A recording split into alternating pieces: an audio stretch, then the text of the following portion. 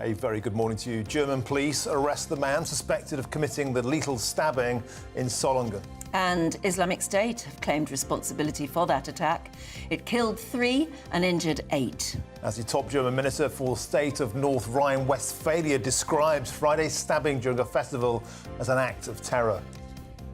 Meanwhile, back home, is something rotten in the state of Britain?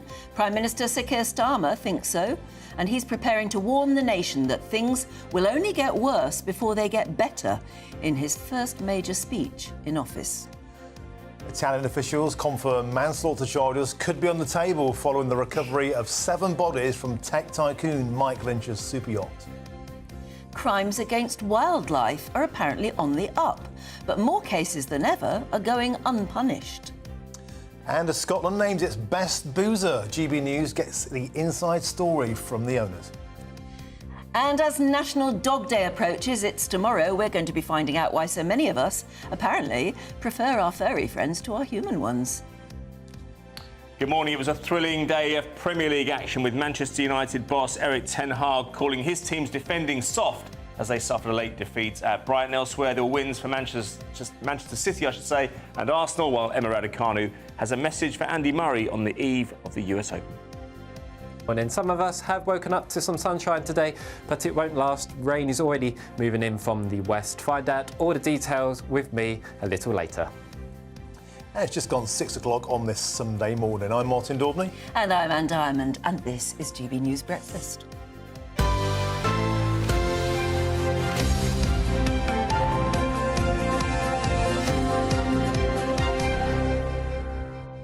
National Dog Day tomorrow. Yeah. I'm not surprised that people like their dogs more than their humans, friends, sometimes. I think because dogs' love is unconditional, isn't it? It's not just dogs. So my missus and kids have been away either back, and they kept saying, "Can you send us a video of the cat?" Oh. Nothing about me. Oh. Didn't care about me. They missed the Is it a new cat, though? Is there a novelty element here? No, he's 13. Oh. Yeah. Oh, that's a bit hurtful, isn't it, Martin? I know me place, Anne. I know me place. I come second to the cat. Oh, I wouldn't give in to that. I'd have a word with them. Yeah. But I tell you what, Lily Allen is still in trouble. The story sort of broke yesterday that she'd done a podcast. She's got her own sort of podcast, and I think there's a danger in podcasts. It gets people talking too freely, which in a way they wouldn't if they were being interviewed by a journalist. And she just said that she'd had a rescue dog for a few weeks and had to give the rescue dog back because it chewed up everything. She said it ruined her life. Yeah, she said it ruined my life because it basically ate the passports. Yeah. Well, I mean, what were the passports doing available for a dog to eat? Passports were that tasty. No, but actually, since then, we had quite a few emails from people saying, yeah, our dog chewed up the passport. There must be something tasty about passports, I don't know. But she is in real trouble. PETA, the animal charity, have apparently sent her a toy dog saying this is the only sort of dog you should have. Yeah, well, just don't do that to animals. Well, the toy won't chew the passport up, will it? My sister-in-law's mum, when she was suffering from Alzheimer's late on, actually did get her a fake cat. And it moved around. Oh, yes, right. Yeah, yes, it's incredible. Robo cat. Yes, they purr or whatever, and they move. Freaked me out a bit, I must admit. Yes. But apparently they are brilliant. Yeah, got it on Amazon, delivered in a few days. It was brilliant. Low maintenance as well, didn't have to feed it. No, just the batteries every so often. Yeah. True, yeah. I might get one because then the kids can take it with them. Yeah, exactly. Yes, that's right. Yeah, and Lily Allen ought to have one. They weren't small though. You'd have to make room in your. They wouldn't fit in your hand luggage. There you go. Oh, were they quite big? They're quite big, they're cats. Yeah. Well, there you are. And I presume they're the right sort of weight. So It's complete. It's meant to be a replacement. It's meant to be, the feeling, the feel, the weight, and everything that you would expect from a normal cat. Yeah. And it works. Yeah. Oh, brilliant. If you've got any experience of that at home, it is company of a sort. Yes, that's right. Yeah. Then let us know, absolutely. Especially how you feel about your friends versus your dogs, or your husbands versus your dog. Or cats. Or cat. Yes, that's right. So, get in touch the usual way. It's lovely to hear from you. Sadly, we're leading on rather serious news again. I mean, you really wonder what's happening in the world, don't you? Yep. Police in Germany have reportedly arrested the person suspected of Friday's stabbing rampage in Western Germany. The suspect in custody is a 26-year-old man who admitted to the crime. German authorities revealed all that earlier this morning, and I'm sure there's more to come. The Islamic State's terror group has claimed responsibility for the attack, which they claimed was revenge for Muslims in Palestine and everywhere. Beggars belief, doesn't it? Defence editor for the Evening Standard, Robert Fox, joins us now. Good morning, Robert. Good morning. It does make you absolutely throw your hands up in exasperation. Here we go again. And isn't it interesting that apparently Islamic State have claimed responsibility so quickly?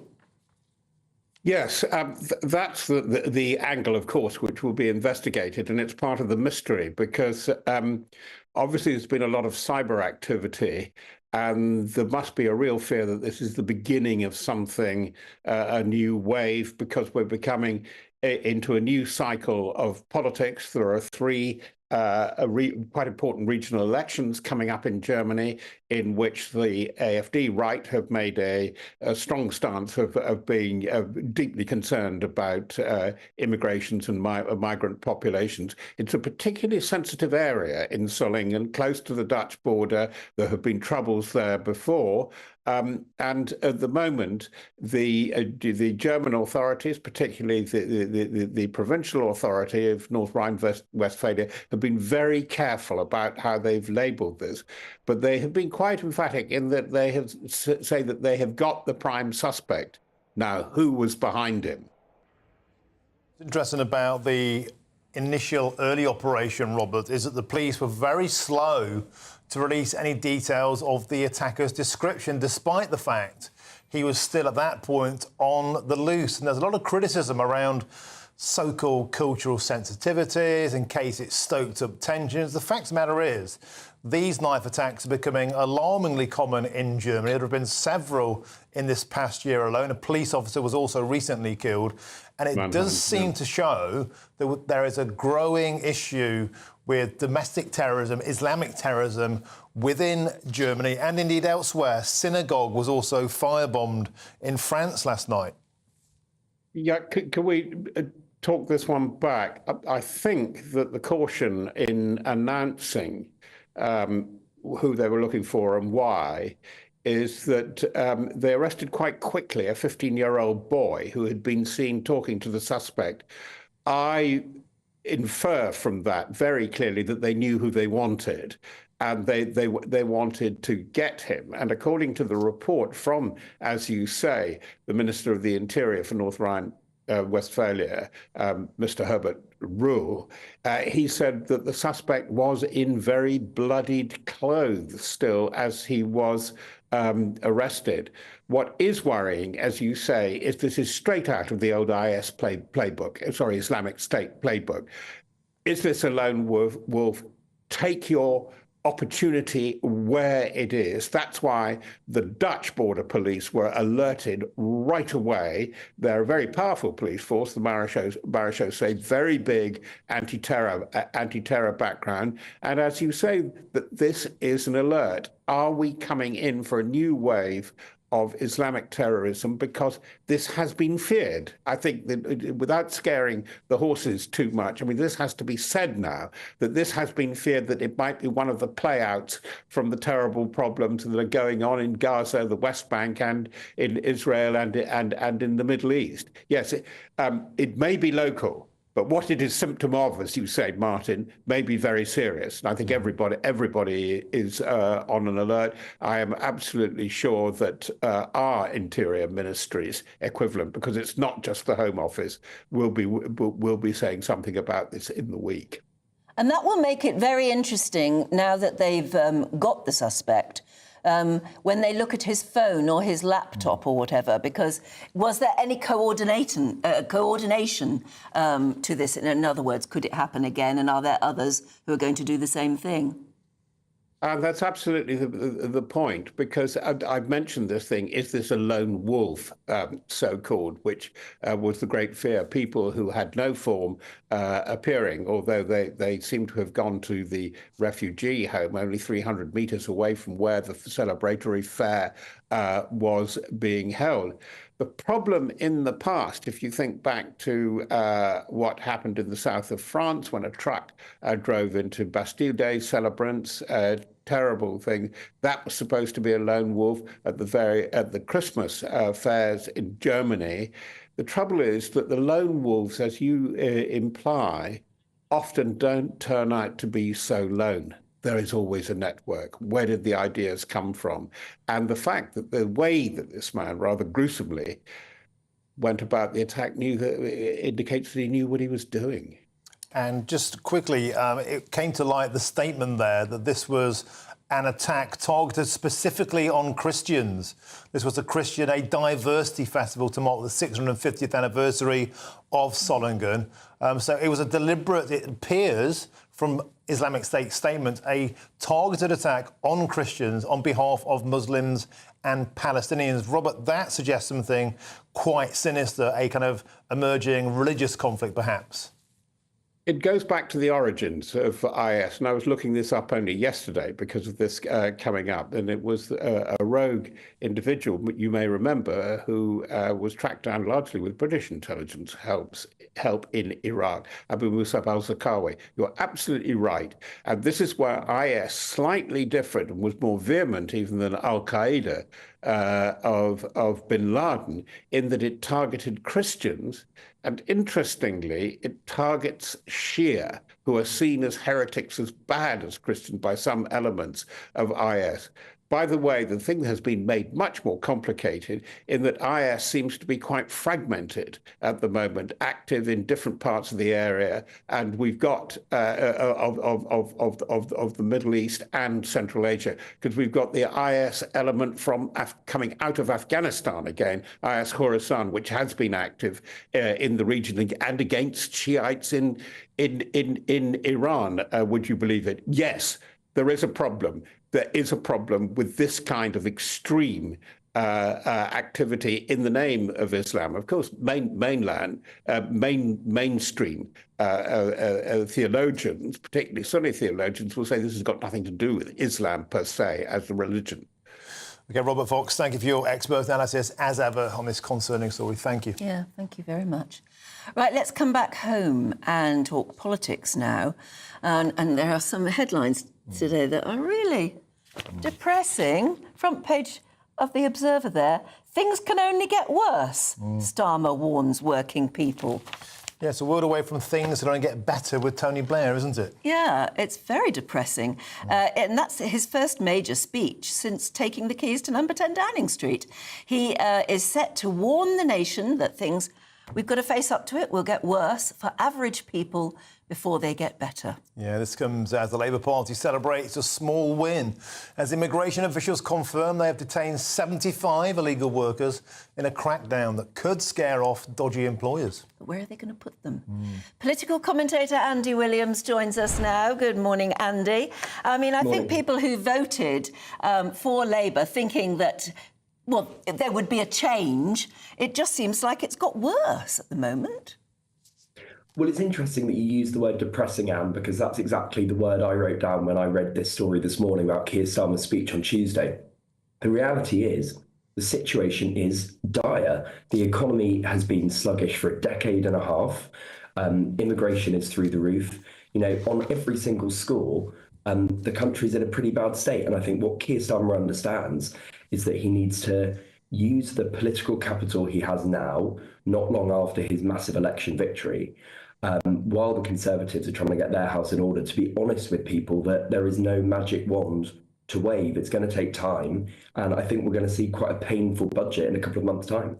Andy, is that the precise point? We're being feathered up, aren't we, here, for more painful tax rises? And is that because there have been handouts, seemingly left, right and centre, for public sector workers and unions, despite the fact in this speech, once again, they will talk about the £22 billion financial black hole. Well, they threw £10 billion extra into that in the shape of 5.5% pay rises for NHS workers, for teachers, £500 million to the junior doctors, 100 million quid to train drivers. So it seems that, you know, things can only get better if you're a public sector worker, but that's at the expense of ordinary taxpayers who are footing the bill. Well, I think that there is some truth in that. You know, this £22 billion black hole, half of it are choices that Labour made around giving pay rises to public sector workers. Now, I think Labour were between a rock and a hard place there. We've had strikes for years and years and years, particularly if you look at the trains, which are crippling the economy. And it's not straightforward, but maybe we did just have to resolve them and move on. Equally, I understand that, you know, that might give more, add more fuel to the fire for the union. So it's tricky. But the point is that the economic situation that's been inherited is really, really bad. There was a black hole, and there are all sorts of problems we need to fix that are going to require significant investment and spending. But people aren't going to like it because, as you say, that means tax rises, and that means probably capital gains tax rises, possibly changes to inheritance tax, the most hated tax in Britain. People really aren't going to like it. It's going to be painful. But the electorate voted a new government in on the promises we heard that from Labour, who were saying, we're going to do this positive thing, we're going to do this positive thing and another, and we've got it all fully costed. They cannot go on for much longer blaming the last government. They've got to get on with the job that we voted for, haven't they? Well, I think that, you know, we're only 2 months beyond the general election. The Conservatives were still blaming Labour for the financial crisis 14 years into their government. So I think it's only right that Labour acknowledges the problems they have been left with. You know, it is really, really bad. If you look at the Conservative Party record of 14 years in government, on every score, things got worse. It's only fair to point that out. There are massive challenges to solve. It's going to be really tricky. Andy, also another line in this speech which stands out. So Keir Starmer talks of a societal black hole, and he particularly points the finger at populism. 14 years of Conservative populism, he says, whatever that means. And he then says that he didn't want to have to throw so many people, to let people out of jail recently. 5,500 cons are going to be released before the end of October under this government. But he said he had to do that so he could deal with the riots. Is that another misreading, do you think, potentially, of this situation, letting dangerous criminals out to put people in prison over riots, some of whom only posted stuff on Facebook? Well, on prisons, I think, what's the alternative? The reality is we've run out of space because the last government didn't build enough prisons and because their prison programme was wrong. So what do you do? What is the alternative to letting people out of prison? They have no choice. It's not a nice decision to have to make. It's not something they would like to do, but there is no choice. In terms of the populism point, I actually think that's really astute. What I think Keir Starmer means by that is we've had governments for years and years say we can wave a magic wand and everything's going to be fine. Brexit, everything's going to be fine. And manifestly, we've seen that hasn't been true. And I am really pleased that we have a grown-up government that's being honest with people that things are going to be difficult. Meanwhile, there are allegations of cronyism already. The front page lead of the Sunday Times, number 10 pass for Labour donor who gave £500,000. This is a Labour donor. He's a millionaire TV mogul, former investment banker, Lord Wahid Ali. And he apparently did huge amounts of fundraising and also donated money for the Labour campaign in the general election. He's been given a number 10 pass. Now, that's something that's usually only given to people who work inside number 10. And this is just a sort of freebie for somebody who helped them out financially. It's not good enough, is it, straight away? No, I don't think it is. And I really think they need to be careful about this sort of stuff, because one thing the public hate is the idea that it's one rule for us and another rule for them. And just because you donate money to Keir Starmer or the Labour Party, you shouldn't be given special access. So I think that is concerning. And we've seen, to be honest, we've seen a few examples of it already. So I'd like to see them kind of stamping that out and not getting into bad habits, because it's the sort of stuff that can really trip a government up. Andy, quickly, if we could, we're doing a story in a bit, big spread in the Sunday Times today. Is the honeymoon over for Sir Keir Starmer, it says? Do you think it is? I think a lot of people gave him until Christmas. This honeymoon's been no longer than a weekend in Blackpool. I'm not sure there was much of a honeymoon at all. I mean, I think it's just a nightmare situation. But look, as long as the Conservatives are, they've got their leadership contest that's underway. I don't think it's shaping up brilliantly, to be honest. So as long as that's going on, I think Labour have got a free pass. But they need to use that time wisely and get stuff done quickly. Okay. Thank you very much indeed. Lovely to see you this morning. I wonder if you agree that Labour have got a free pass. They're not getting a free pass from the press, but you wouldn't expect that. But they do seem to be shooting themselves in the foot. Yeah, and it's interesting. Quite a lot of ways. You pointed that cronyism, so well done pointing that out, because that's precisely the sort of thing that the Labour Party got so peeved at for so long in terms of like Tory cronyism. It seems that when you're opposition, it's very easy to criticise. When you get in power, perhaps they're all the same. Somebody gets a free pass into number 10 and they're not a worker. Yeah. That means they've got influence, doesn't it? And they can walk in and access Christ knows what. Yeah, exactly. It basically means they've been approved and therefore they are a VIP and therefore they have influence in some way. And that influence has been bought, you have to say. Anyway, let us know what you think of that as well. 20 minutes past 6, shall we have a look at some of the other stories coming into the newsroom this morning? And overnight, barrages of missiles could be seen fired from Israel towards Lebanon, as Israel confirmed it had launched strikes on Hezbollah targets over the border early on this morning. And more updates on that throughout the morning as this story develops. Almost a week after the superyacht belonging to tech tycoon Mike Lynch sank off the coast of Sicily, investigators have now revealed that 5 passengers were found in one cabin, where they reportedly gathered in an attempt to escape. One of those passengers was Mike Lynch. His daughter, Hannah, the 18-year-old, was found alone in a separate cabin about 2 bedrooms away, apparently. Italian authorities have also confirmed they're investigating whether manslaughter charges shall now be applied. But to whom, they haven't said. Pavel Durov, the billionaire founder and CEO of the Telegram messaging app, was arrested in Bourget Airport outside Paris on Saturday evening, according to French media. And this comes after Telegram was partly blamed for those riots across the UK following the Southport stabbings. And remember those 2 astronauts who've been stuck in space for over 2 months? Well, they went there for just 2 weeks, I think, didn't they? But they're going to finally return to Earth, but not until next year. That's Sunita Williams and Barry Wilmore. They were originally sent, yes, on an 8-day mission, but they've been unable to return because of a problem with the Boeing Starliner spacecraft. And so NASA has said that they'll use one of Elon Musk's SpaceX capsules to bring the 2 astronauts back, but not in 8 days. In 8 months. They're not coming back till February 2025.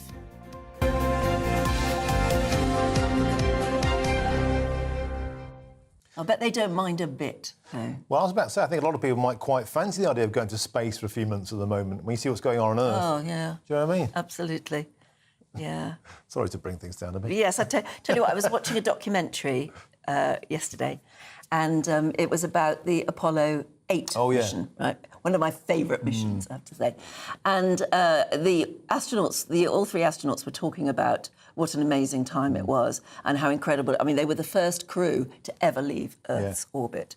And then when they actually got to the moon, they could barely believe it, their luck and everything.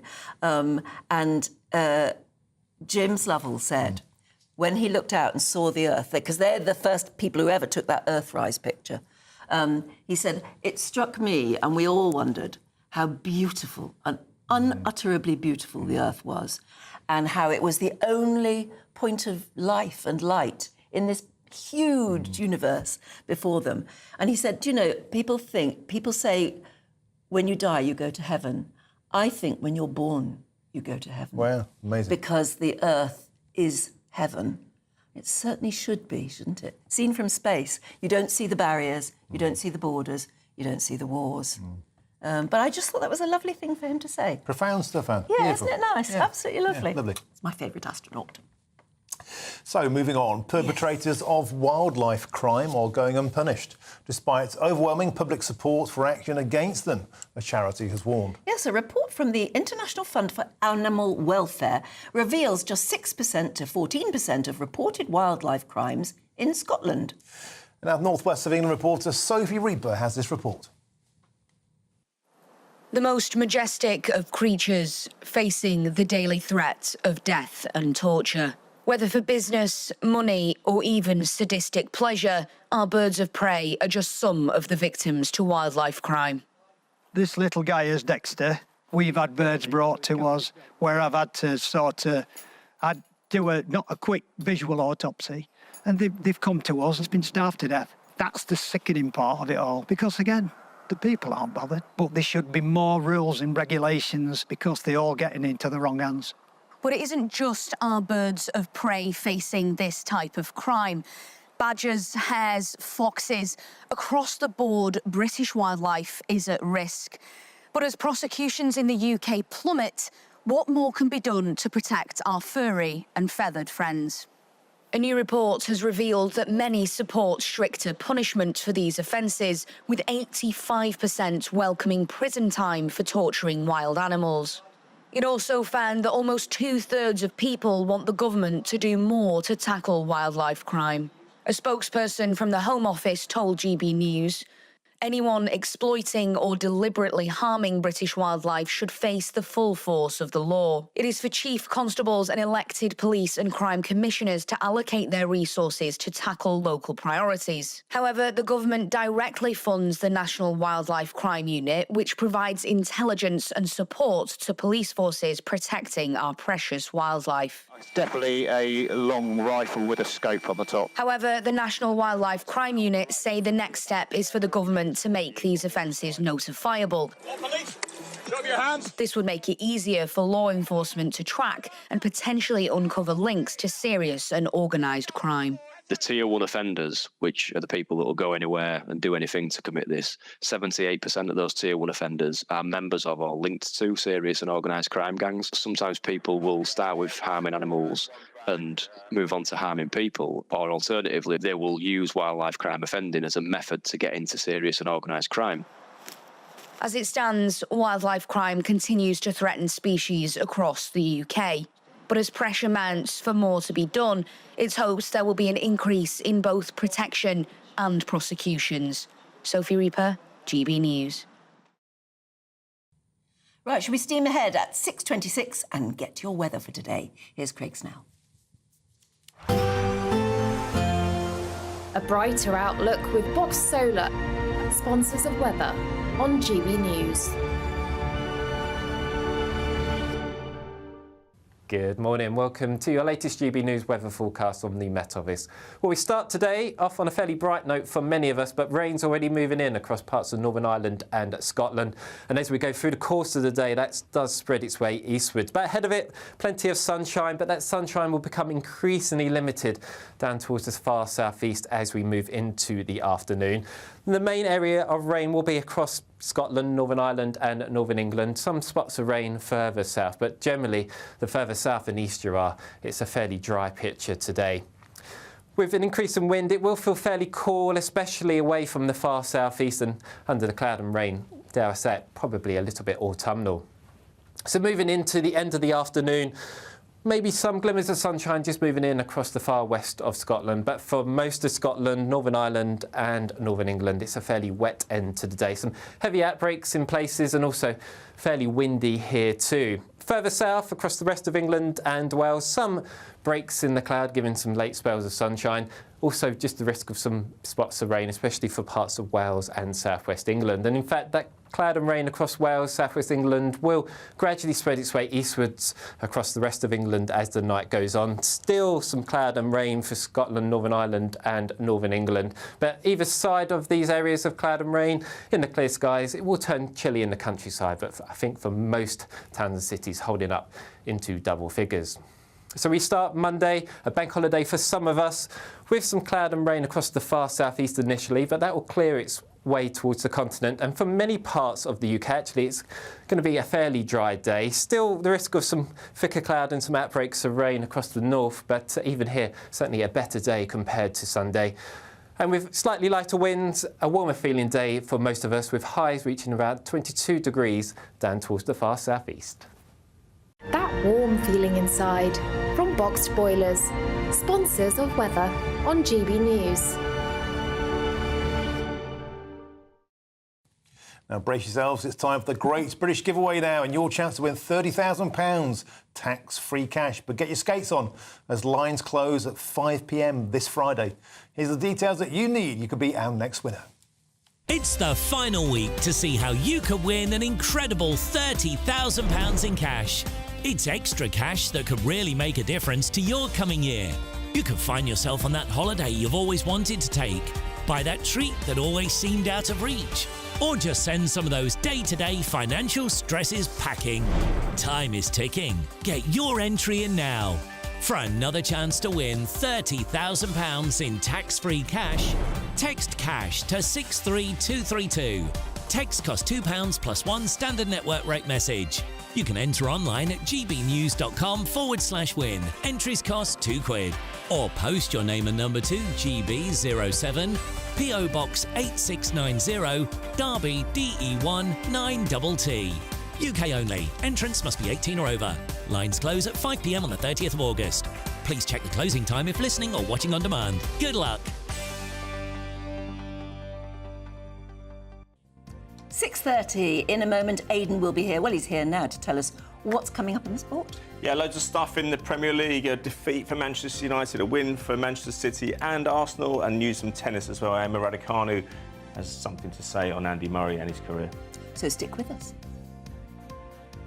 Miss Florida.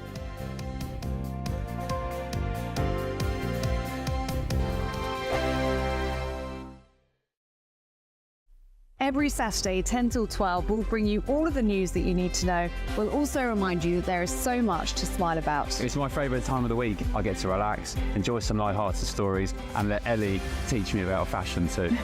That's Saturday Morning Live, every Saturday, 10 till 12. Only on GB News, Britain's news channel. I'm Patrick Christie's. This is GB News, the People's Channel, Britain's news channel.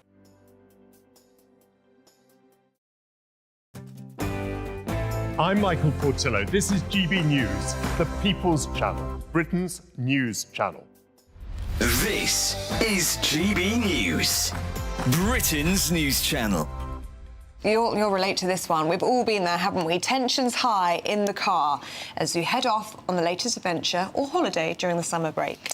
Now, with the average family set to spend about 3.5 hours a week together in the car driving on the roads during the holidays, new research has shown that our relationships could be tested to the limit. Yes, figures show that 21% are having arguments for simple things like the driver going the wrong way, which we were saying is not actually very simple. That's very serious. I was going to say that. I'm surprised it's just 21%. Yeah. So if I was going the wrong way down the road, you'd know about it. You'd hear from me. A further 20% squabbling over how their partner drives, yes, and 25% admitting to being more prone to rowing when their kids are misbehaving. It's a lot to deal with, isn't it? Fair enough. Well, we're joined now by dating and relationship coach and author Persia Lawson. Good to see you this morning, Persia. What is it about being in a car that just makes things so tense? Well, I think it's probably quite obvious, isn't it? It's the fact that we are in a confined space, we can't go anywhere, and it can just really create so much tension and stress, especially if you and your other half or a family member, whoever you're in the car with, are going through a little bit of a tricky time. And if it's really hot outside, that doesn't help either. So inevitably, it creates a lot of irritation and bickering, I would say, from my experience.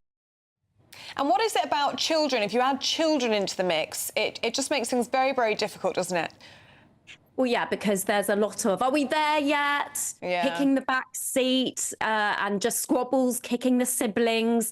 So adding children into the mix is just going to turn the heat up on that tension. GB News, the People's Channel. Join me, Nana Akweer, for an informative, interactive news programme with a difference. It's fun. It's true. You're not wrong. No one will be cancelled. Lovely. Join me from 3 p.m. every weekend, only on GB News, Britain's news channel. I'm Martin Daubney. This is GB News, Britain's news channel.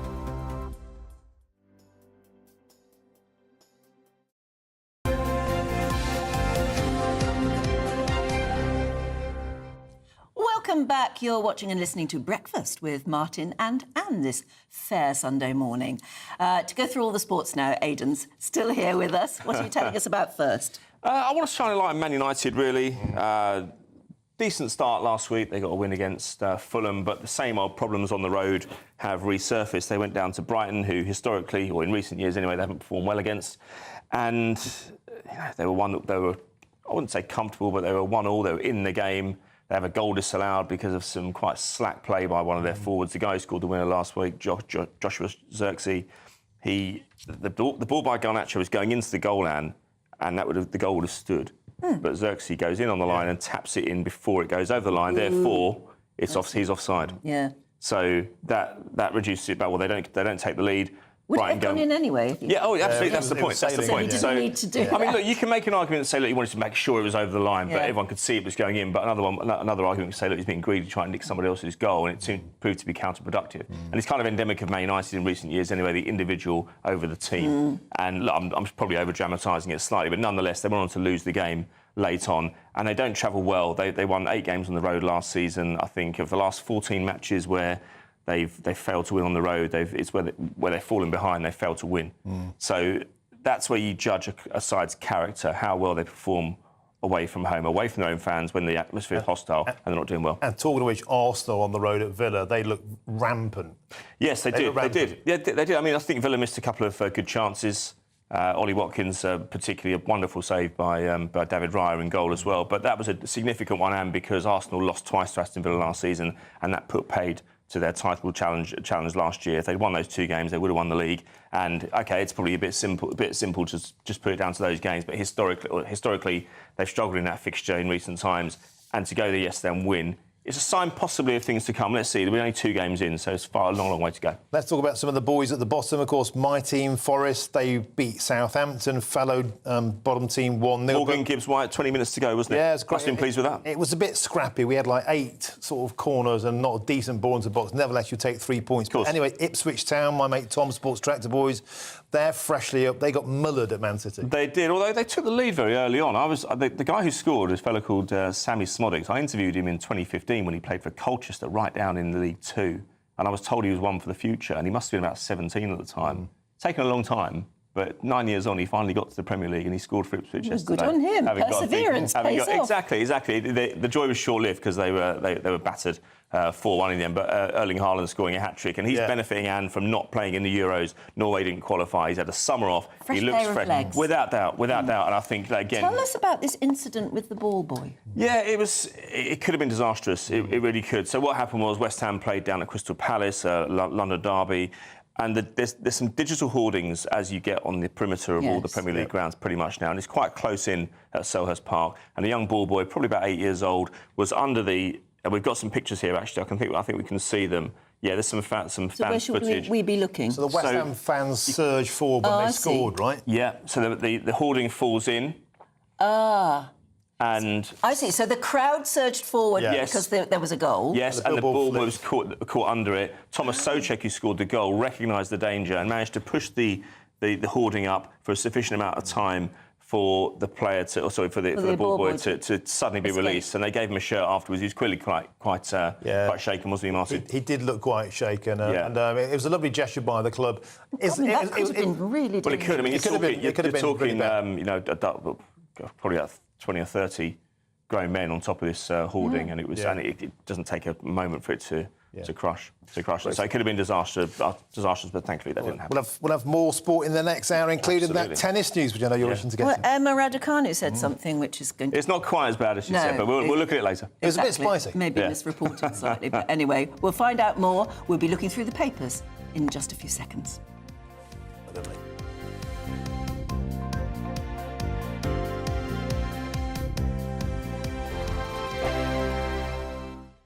Join me, Camilla Tominey, for a frank and honest discussion with those in power that cuts through the spin and gets to the heart of the issues shaping our nation. You haven't confirmed that you want to stand as leader, but you haven't ruled it out either. This report basically says that he's not fit to stand trial. Is he indecisive? Incompetent? I deliver the dose of reality Westminster needs. That's the Camilla Tominey Show at 9:30 every Sunday on GB News, the People's Channel, Britain's news channel. I'm Michelle Dewberry, and this is GB News, the People's Channel, Britain's news channel. Patrick Christie's Tonight, weekdays from 9 p.m. Should footballers just stop taking the knee? It's time for our head-to-head. I don't want to see people on their knees. I want to see the FA or UEFA or all of those FIFA all leading from the top. And that would be that if if half of the players, and it's practically half of them, are of colour, why is that not even remotely replicated at the top? So to me, I just see it as an empty gesture. What is the point of it? It's been going on for years and still not much has happened. And the bottom line is this: these clubs are rich. Football is rich. Everything. If they really wanted to prosecute racists on the terraces, they really could, and they haven't. And they've had years to do it. So why would getting down on one knee now change it? It's not changing anything. It needs to start from the top, and it hasn't. I do wonder, Jason, whether or not it has much of an impact. I mean, at the start of games or in the highlight shows, etc., match of the day, it does seem like, right, OK, so we'll take the knee and the commentator will go out of his way or her way to tell us what a wonderful thing this is. And, suspiciously at times I do wonder whether or not the fan sound goes down, because I've been at a few football games where it's not been that well received, but you don't tend to see that in the highlight shows. And then there might be a round of applause for something else, and there might be something else going on, and eventually we get a bit of football. Do the fans actually like this? I don't know. You have to ask them, to be honest. I think there are many different people why they boo. That people do think it's virtual signalling, that it's done for show. But I think that it can only be a good thing in my mind that we are discussing this, and we all realise I think in 100 years' time, this conversation could still be going on. There still needs to be work done. There still needs to make sure that the Argentinian national side to be singing racist songs about black African-American footballers that now play for the French national side are getting racially abused. That tells me only one thing, that the message is still not getting across. GB News. I'm Arlene Foster on GB News, Britain's news channel.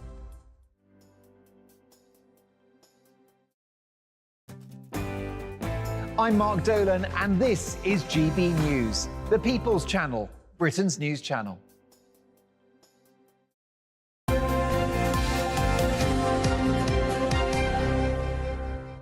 Welcome back. Shall we have a quick look at some of the newspaper front pages this Sunday morning?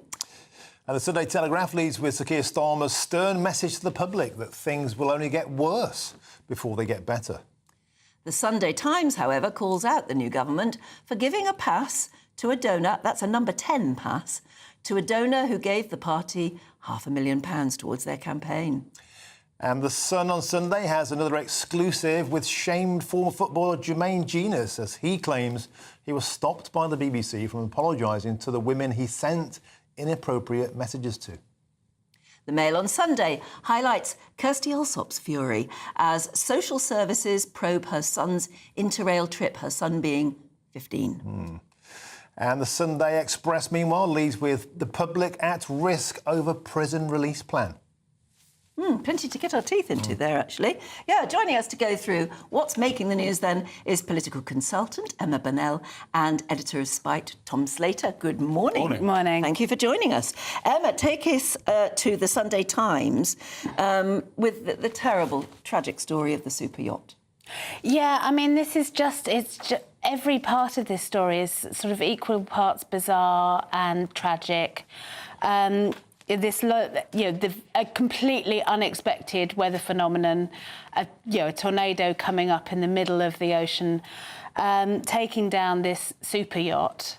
I'm afraid that my experience of super yachts is almost entirely based on watching Below Deck, so I know very little about the mechanics of it, but they are... Tallest mast ever, wasn't it? When it's built. They are, talking about whether there was some human error, whether they were following their instrumentation properly, because these days, even if it's an old-fashioned style sailing yacht rather than one of the ones that runs on an engine, they have incredible navigation, weather equipment, which should have helped to avoid this sort of thing. But you just think, I mean, this guy, he was found, he'd been sued, I think, over something antitrust in America. It was basically he was accused of fraud and various money problems. This was his celebration. 10, 12 years, I think, trying to clear his name in America. And he had, as it says, 74 days from that ending and his life tragically ending. He'd actually said, I think he'd given an interview. That's right. When he was cleared of all charges, he and his partner, and he said, now is the start of my new life. Yeah, absolutely. This is my second life, he said, and of course that's cut tragically short. Tom, moving forward, it seems now this the Superyacht saga is going to become a supersized lawsuit. The Italian Coast Guard already saying there's a manslaughter case. Manslaughter isn't against a tornado or a water spout, it's against a human. Most likely target looks like being the skipper, James Cutfield. He was grilled for over He survived, didn't he? He survived and was grilled for over 2 hours. Talks about the positioning of the keel. Were the passengers not alerted in time? This could turn into a massive, massive legal case. Absolutely. And whilst on the one hand, of course, these investigations are going to take place, there always is going to want to be a thorough understanding of what could have been done that wasn't done that might have avoided such a horrible tragedy. At the same time, I do think that sometimes there is this rush to just find blame for what is often just a freak accident and a desire to kind of make it make sense. But that's not to say that something might not be turned up by this investigation. But I think sometimes it's just that desire to, you know, well, the Italian explain it away authorities went to great lengths yesterday. We're seeing it announced there that they are calling it a manslaughter investigation. They therefore are of the opinion, clearly, that it needs to be investigated whether or not somebody was to blame for this.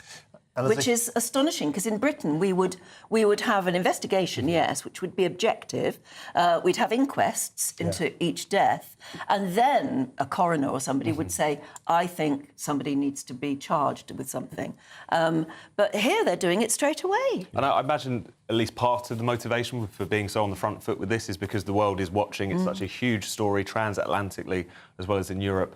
But as you say, that the kind of sequencing of it is a little bit odd, at least from a British perspective. It's interesting how we've been speaking to journalists throughout the entire time in Italy. I think we're going to be joined by a Sicilian journalist in a bit. And the police were very, very reluctant to give any information out at all to the media. So there's this vacuum where the conspiracy theories were filling it, and now it seems almost over supplying the media. Right, it's a manslaughter case where they're going for sort of DEFCON 1. And how do you put a price on a billionaire's lost life? And his family and the other people on there they were all very, very wealthy. It could be a huge compensation case. I think they're very mindful, don't you think, of the Costa Concordia? Yeah. And the fact that, you know, lives were risked and people lost their lives because of the actions, in the end, we know now, of the captain. I mean, I don't think the life of a billionaire is worth more than the life of anyone ordinary. It goes for an insurance claim. But, I mean, the insurance company is probably, yes, the ones who might be pushing this particularly hard. I mean, this whole case is...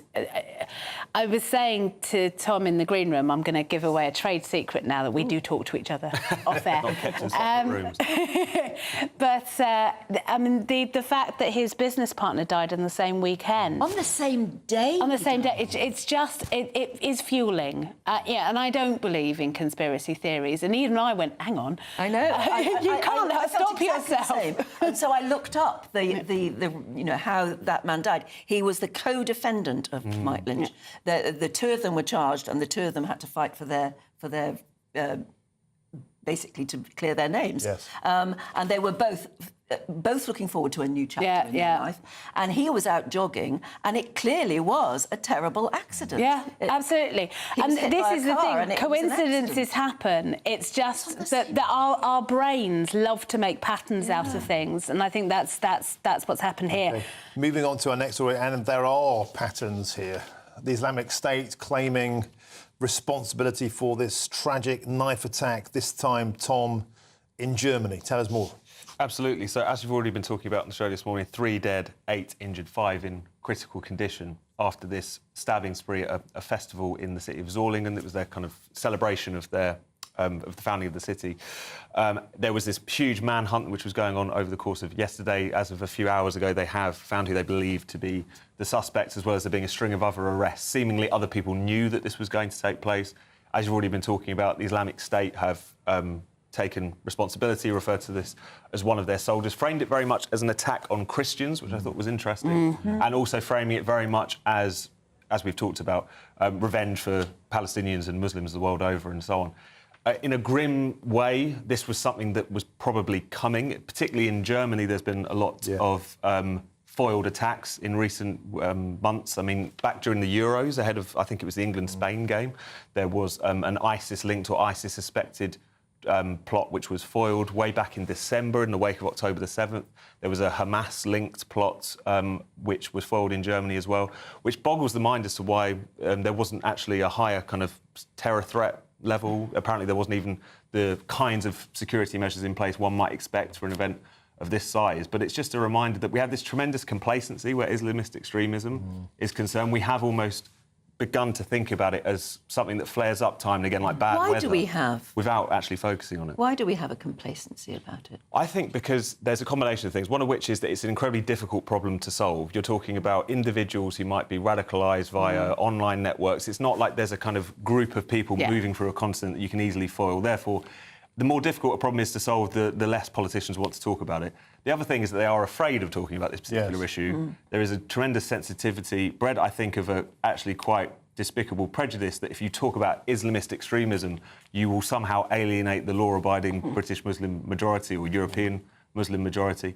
But the complacency is tremendous. I mean, we had a basically Hamas-inspired terror attack in this country back in October, or November rather, in Hartlepool, where one gentleman stabbed and a couple of people and then actually killed a gentleman on the street, inspired by Hamas, effectively. And everyone's forgotten about that entirely. Even though it was quite small scale, it was still something which reminds you that these extremist elements are very much there, very much posing a threat, and yet we still kind of stutter to talk about it for longer than 5 minutes. That's true, Emma, that, as you say, I do, I think, is that we have a complacency about it because our politicians realise they can't do much about it without offending all sorts of people, and therefore they don't talk about it, and we don't talk about it. I think it's probably a bit less about the offence thing. I'm not saying that doesn't exist, but I'm sure that it does.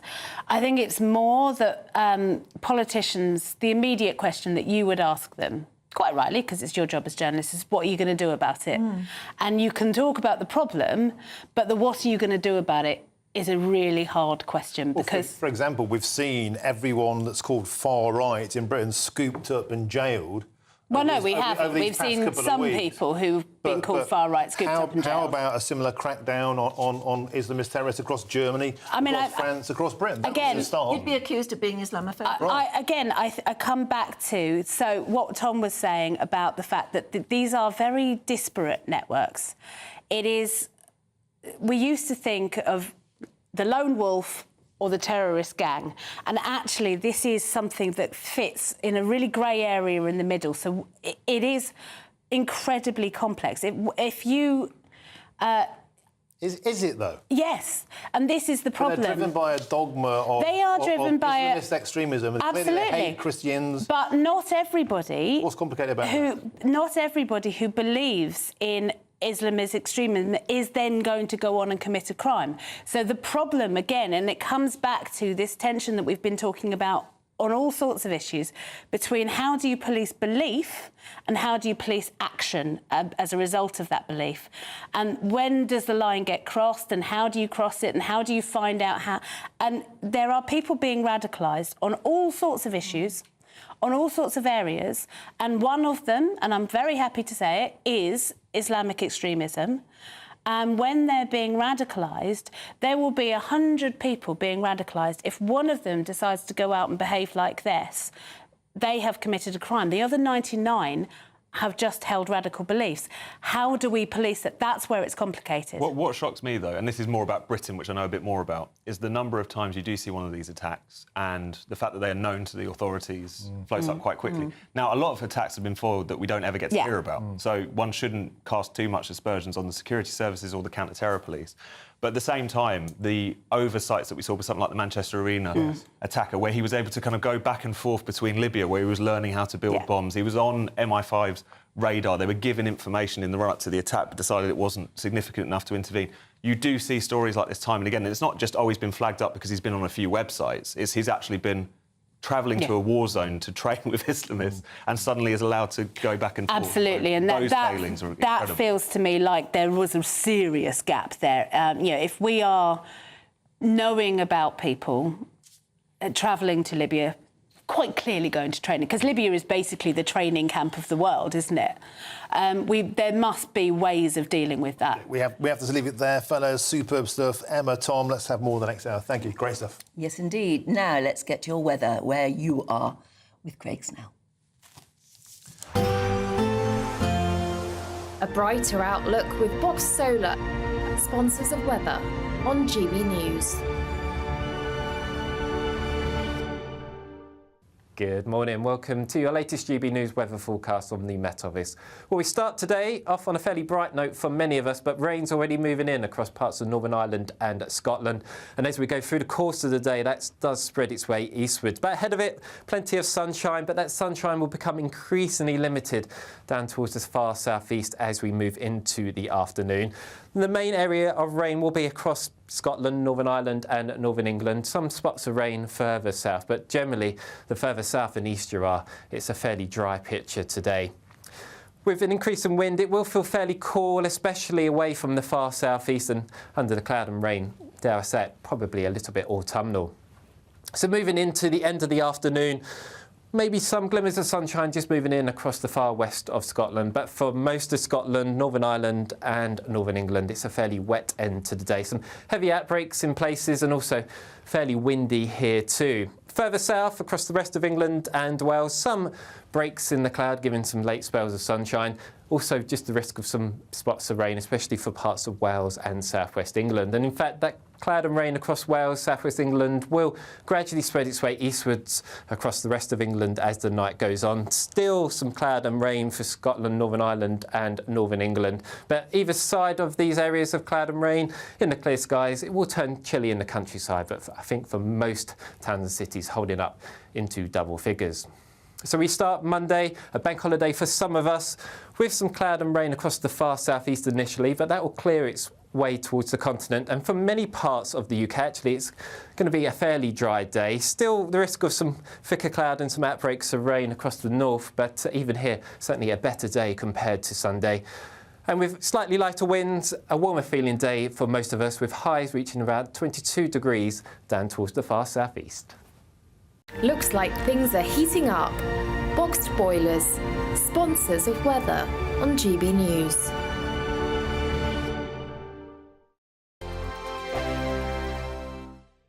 It's the final week to see how you could win an incredible £30,000 in cash. It's extra cash that could really make a difference to your coming year. You could find yourself on that holiday you've always wanted to take, buy that treat that always seemed out of reach, or just send some of those day-to-day financial stresses packing. Time is ticking. Get your entry in now. For another chance to win £30,000 in tax-free cash, text CASH to 63232. Text costs £2 plus one standard network rate message. You can enter online at gbnews.com/win. Entries cost £2. Or post your name and number to GB07, PO Box 8690, Derby DE1 9TT. UK only. Entrance must be 18 or over. Lines close at 5 p.m. on the 30th of August. Please check the closing time if listening or watching on demand. Good luck. I'm Christopher Hope. From pop stars to politicians, I'll interview anybody in a pub who's got a political opinion. Join me every Friday on Spotify, Apple Podcasts, YouTube or gbnews.com, or wherever you get your podcasts. This is GB News, the People's Channel. If you want your news to be straight talking, this is a nightmare for the Conservatives again. Down to earth. It's not just Nottingham where this is happening, is it? And most importantly, honest. Hard-working, middle-class taxpayers, they'll get their book thrown at them. Then catch me, Martin Daubney, Monday to Friday, 3 till 6 p.m. on GB News, Britain's news channel. Join me, Nana Akweer, for an informative, interactive news programme with a difference. It's fun. It's true. You're not wrong. No one will be cancelled. Lovely. Join me from 3 p.m. every weekend, only on GB News, Britain's news channel. Hi there, I'm Michelle Dewberry and I'm going to take a second to tell you all about my show, Dubes & Co. We start off with the issues of the day. We then bring in both sides of the argument. We get rid of the disrespect And then you throw me into the mix, and trust me, I'll tell it exactly how it is. And then, of course, the magic ingredient, you at home. We mix it all together, and what have we got? In my opinion, the best debate show in town. Monday to Friday, 6 till 7 on GB News, Britain's news channel. Are the newspapers getting you down? My wife didn't divorce me that month. Struggling to separate the wheat from the chaff? I know that it's a bit of a circus at the best of times.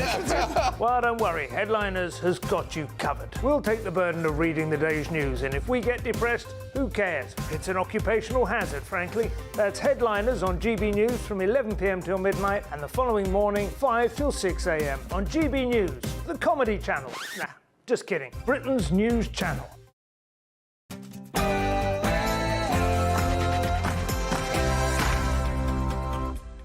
Good morning. German police arrest the man suspected of committing that terrible lethal stabbing in Solingen. And Islamic State claim responsibility for the attack that killed 3 and injured another 8. As the top German minister for the state of North Rhine-Westphalia describes Friday's stabbing during a festival as an act of terror.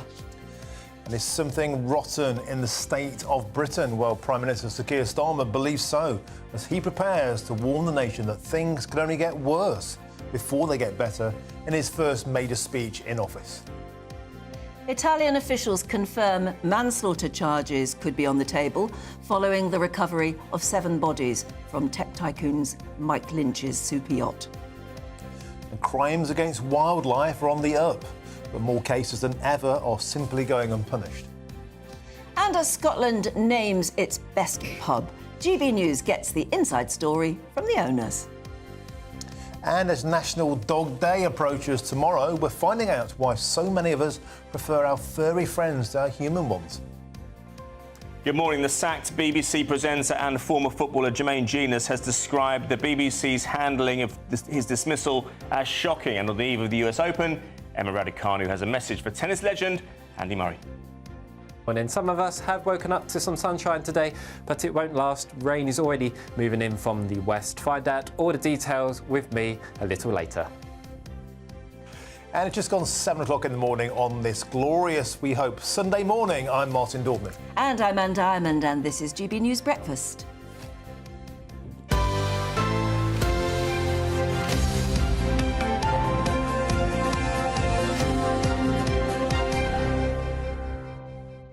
You were very confident that it's going to be a glorious Sunday. Yeah, you heard something I haven't. I'm thinking more of a psychological sense, because my missus and kids have been away for the week in Wales. They got absolutely drenched. All their kit is completely soaked and covered in mud. I was a bit smug about that, but I'm having a beautiful Sunday lunch with them after this. Back to that story about your pets being preferable to your humans. It really surprised me. We've always been a nation of dog lovers, haven't we? Yeah, and as I said earlier, my kids were saying, Dad, can you send us videos of the cat? Yeah. Not interested in me, the cat. Well, you do miss them when they're away, don't you? Well, I'm going to see a big cat this afternoon because I'm going to the theatre to see the tiger who came to tea. Oh, wow, Nieces, nephews, family and everything. That was one of our absolute favourite books when my children were young. Yeah, The Tiger Who Came to Tea was brilliant. I didn't know they'd turned it into a show. Yeah, it's been touring for quite a while. It's been in the West End for a while, but it's also doing the rounds regionally as well. So 13 quid a ticket, it's not bad, is it? It's not bad at all. It's very good. For a one-hour show? Yeah. Now, there's an adult version of that, about a tiger that goes around to a house and drinks all the booze. Right. Oh. Don't watch it on breakfast TV, but it's really, really funny by a comedian. Really? Yeah. I think because the tiger who came to tea drinks all the tea, doesn't he? It eats everything. Right. I think... don't spoil it for me. I think Lily Allen and Robbie Williams did the voiceover on one of the adaptations for screen, I think, around maybe last Christmas. Lily Allen being very interesting brings us right round to how you treat your dog again, because she's come under a lot of fire. And apparently PETA, the animal charity, have sent her a fluffy toy dog and said, this is the only sort of dog you should be in charge of, because she let it be known on her podcast that she had a rescue puppy, cute little thing, but it ate everything, including her passports and her children's passports. And she said, the dog absolutely ruined my life. So just a few weeks later, she gave it back to the dog shelter. And a lot of people don't approve of that. No. I think it goes back to the podcast thing, doesn't it? You do get a bit loose-lipped. Yeah, I've given that noticed kind of a lot of people platform. now do podcasts and say things that they wouldn't say if they were being interviewed. It's almost like it's not under the same scrutiny. Yeah. And yet it is almost more. Without doubt. Yeah. Well, they give themselves enough rope, don't they? Because it goes on for so long, Yes. and they're trying to get a bit spicy. And here we go. She's ended up on the receiving end of an animal charity. Yeah. Some may say deservedly. I mean, one of the reasons that they're cross with her is that she said she's going to go back and get another at some point, another rescue dog. Yeah. But obviously they're a bit upset because it looks as though she just sees them as a commodity. Yeah, as a toy. Yeah, and there's a trade-off as well, isn't there? We mentioned it yesterday. You take a rescue dog, it's because it's had problems in the past. Yes, It's you probably know had, that. It's probably had stress in its earlier life, so you have to factor that into your care, don't you? Obviously not always. There was a lovely story a while ago about a lady who took in rescue dogs from... basically, she became known taking old dogs where the dog or cat had been predeceased by its owner. And so was just very happy, probably nothing wrong at all. But they were old. And she deliberately said, I'll take the old ones, don't worry. And I think that's a lovely thing to do. It takes some doing that because they get expensive as they get older with the they vet's do. bills and whatnot. Yeah. So that's a very compassionate. Very compassionate, yeah. Yeah, Really have to be a dog lover. But as I say, we are a nation of dog lovers. Clearly, Liliane has sort of strayed over the line, apparently. Straight over the line. Straight over the line. OK, we'll move on. It's 7:05 now. Police in Germany have reportedly now arrested the person suspected of that terrible stabbing rampage in Western Germany. The suspect in custody is a 26-year-old man who has admitted the crime. German authorities revealed earlier this morning those sort of details. Yeah, the Islamic State terror group has claimed responsibility for the attack, which they claim was revenge for Muslims in Palestine and everywhere. Let's talk to former head of Counter-terrorism, Chris Phillips, who joins us now. A very good morning to you. We've been debating, actually, in the last hour as to whether this is the right thing to do, to say Islamic State have claimed some sort of responsibility and that the local police are calling it an act of terrorism. Is that productive? And is that actually probably the right thing to do, to face up to the fact that this was an attack carried out by a Muslim who was obviously radicalised in some way against Christians? Yeah, well, I mean, it was clearly it's down to the motive, really, for the attack as to whether it's terrorism or not. And clearly that seems to be obvious to the authorities. To some extent, it's good that as much information is released as possible, because I think if you have that gap, then of course other people can fill it, especially on social media. But of course, Islamic State can claim anything they like, really. I mean, it's most likely this is a person that that decided to go off and do something like this. Maybe he was influenced and radicalised by Islamic State. Maybe not. We don't know that yet. But it's cheap words from Islamic State. And Chris, we have a media across the liberal West that seems obsessed with the far right, and yet the actions, the evidence show us that the huge majority of terror attacks like this are committed by radicalised Islamists. We saw previous stabbings recently where a police officer was killed in Germany. Last night, yesterday, a firebomb attack on a synagogue in Paris. These events are becoming increasingly commonplace throughout the West, particularly across mainland Europe. And yet there seems to be a reluctance to have a broader conversation about that from those in the authority. Yeah, you're absolutely right. And it is incredible, you know, the dangers from the extreme Islamic side of terrorism is multiples of that of the hard right. That doesn't make the hard right, small in number actually, though they are, you know, not a threat.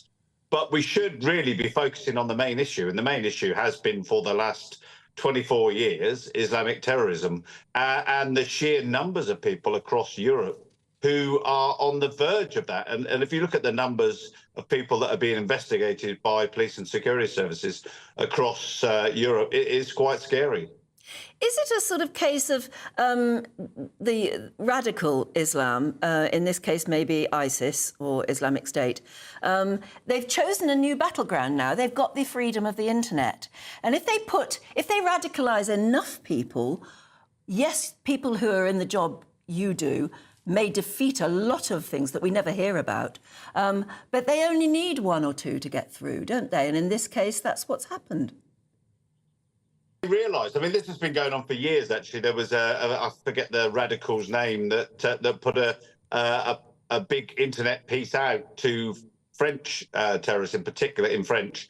You know, you go and knock people over with cars and stab people with knives, because they knew that the big threats, the big set piece events were being stopped by the security services. So if you just put a piece out, look, if you're going to go mad, go and do it on your own, because you're far more likely of success. And of course, as you say, you only need one to commit an act, and one after the other is a drip feed of real problems for across Europe. Chris, what can be done about this? I mean, in the aftermath of those riots in Britain, social media was combed, everybody in attendance who even wasn't directly involved seemed to get some sort of custodial sentence, but we don't see, or it doesn't come to light in the public eye. You tell me, is that deliberate or not? We're not seeing a concerted clampdown. We're not seeing raids. We're not seeing publicly visible activity and proof that this is being taken seriously, particularly in Britain. It does feel like sometimes the authorities are simply too afraid to go there. Well, they're two slightly different things, aren't they, really? The big issue for the far right is the riots, of course, and it was right to clamp down on riots. Let's be quite honest. We can't allow that to happen in our cities, because if we do, then we are going to live in a complete chaos. However, you mustn't understate really the amount of work that's going on by the security services, by the counter-terrorism units to deal with the threat of Islamic terrorism, and people are being arrested quite regularly, and attacks are being diverted. So don't think nothing is being done. It's just not being done in the same way, I think, that is quite so overt. And of course, their big weapon is fear, isn't it? And the more we get this horrible, depressing feeling that every time we open a newspaper, switch on the television news, there's another incident like this. You know, people will be scared to go out in the end, and that is what they want, isn't it? It is, Anne. But if you think of the whole point of terrorism, is the victims actually aren't necessarily just the people that get stabbed or killed or attacked. It's actually the public. The whole point of terrorism is that the public is scared, and because of that fear, they change tack and they do something differently. And that's what we've got to get away from. But as you say, the drip feed of terrorist attack can really impact society, and it does need to be dealt with. And you're right. Politicians just don't want to talk about this, and I think it needs to be talked about. There's a huge number of people across our country who have real concerns about the situation that we find ourselves in. OK, thank you very much, Chris Phillips, for joining us, giving us your expert opinion this morning. Thank you. Thank you very much. Yes, 12 minutes past 7. Here's a depressing front page. Yeah.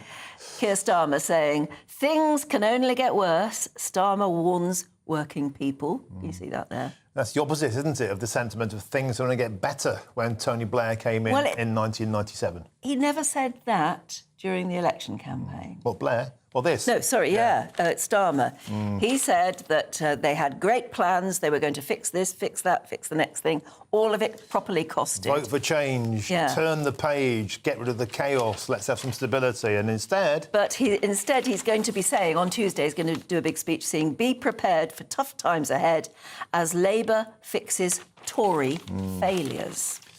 Yeah, let's discuss that now. We're now joined by that first speech, Sir Keir Starmer, as we just said, given down when he comes into power next week.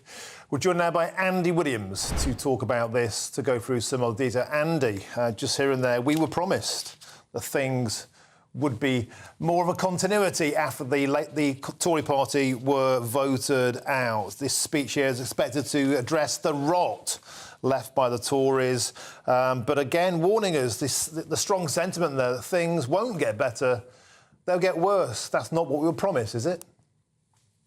Well, I don't think that's quite right. I mean, I don't think that Keir Starmer's speech on Tuesday, where he's going to say, look, things are going to be painful, there are tax rises to come, he was very clear during the election campaign that Labour had plans to improve the country in a variety of ways, but it was going to take time. And I think the important thing is that Labour cannot wave, nobody can wave a magic wand and make all of these problems, which are myriad and expensive and complicated, you can't just make them go away. So I think the speech that is being trailed today, that's going to take place on Tuesday, is an acknowledgement that there is going to be short-term pain in order to make the changes that are needed to improve all of the challenges that we have in this country. And I mean, if you look at, apart from anything, real wages in Britain in the last 14 years have only gone up by £800 a year, which is nothing in the scheme of things.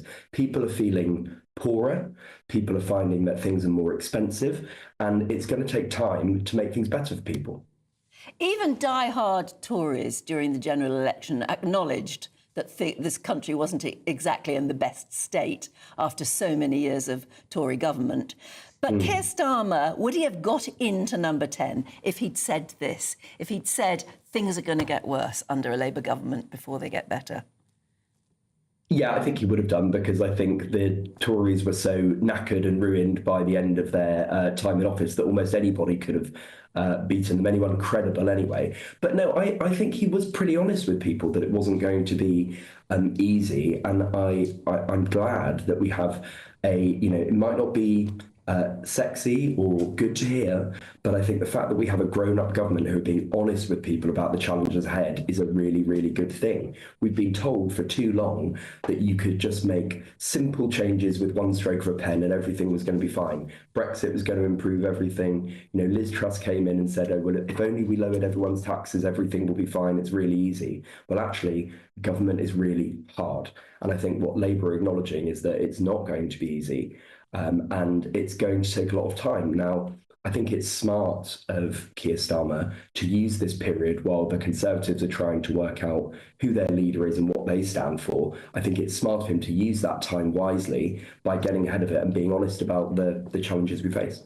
Andy, let's be honest, all this doom and gloom, it's to soften us up for the pain of tax increases, isn't it?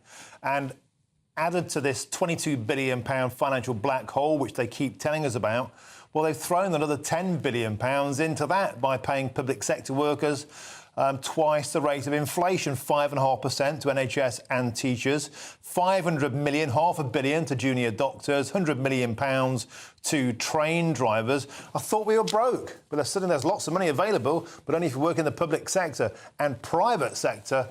Ordinary taxpayers, they're footing the bill. Well, firstly, I think public sector pay in most cases has only gone up at the same rate that private sector pay has gone up in the last few years.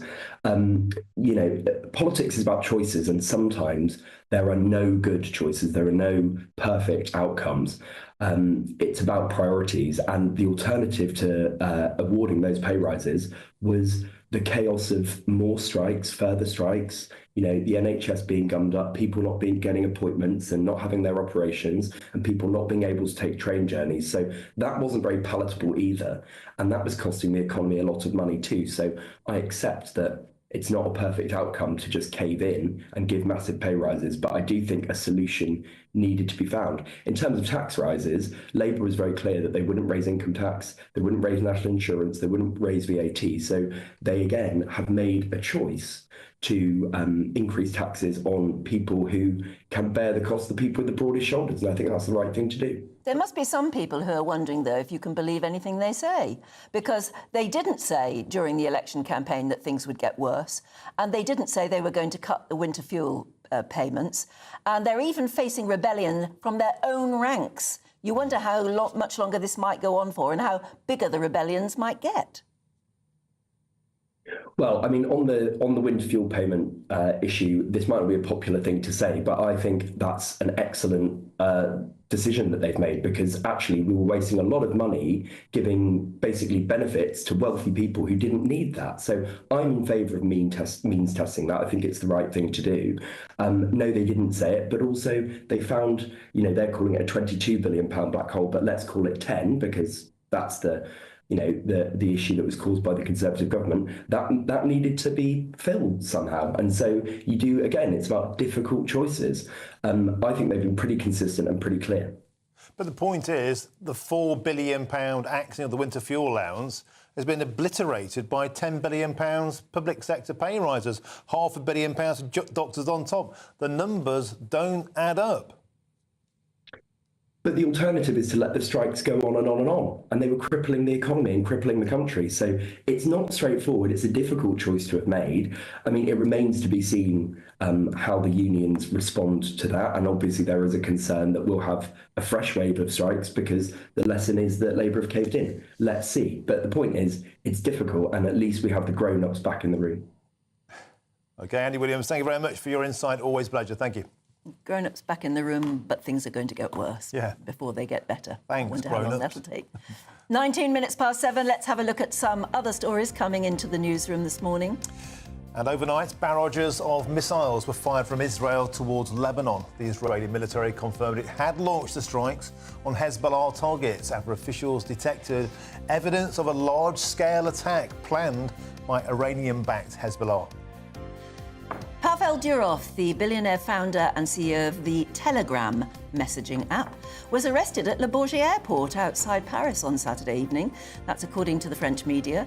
Recently, Telegram was partly blamed for inflaming tensions across the UK after those Southport stabbings. And 2 NASA astronauts who have been stuck in space for over 2 months will finally return to Earth, but not until next year. Sunita Williams and Barry Wilmore were originally sent on an 8-day mission, but have been unable to return due to a problem with the Boeing Starliner spacecraft. NASA has announced it will use one of Elon Musk's SpaceX's capsules to bring the 2 astronauts back to Earth in February 2025. And officials have confirmed there will be a very significant policing presence at the Notting Hill Carnival, which begins in the capital today. Around 1 million people are expected to take part in the annual celebration of Caribbean culture, making it one of Europe's largest street parties.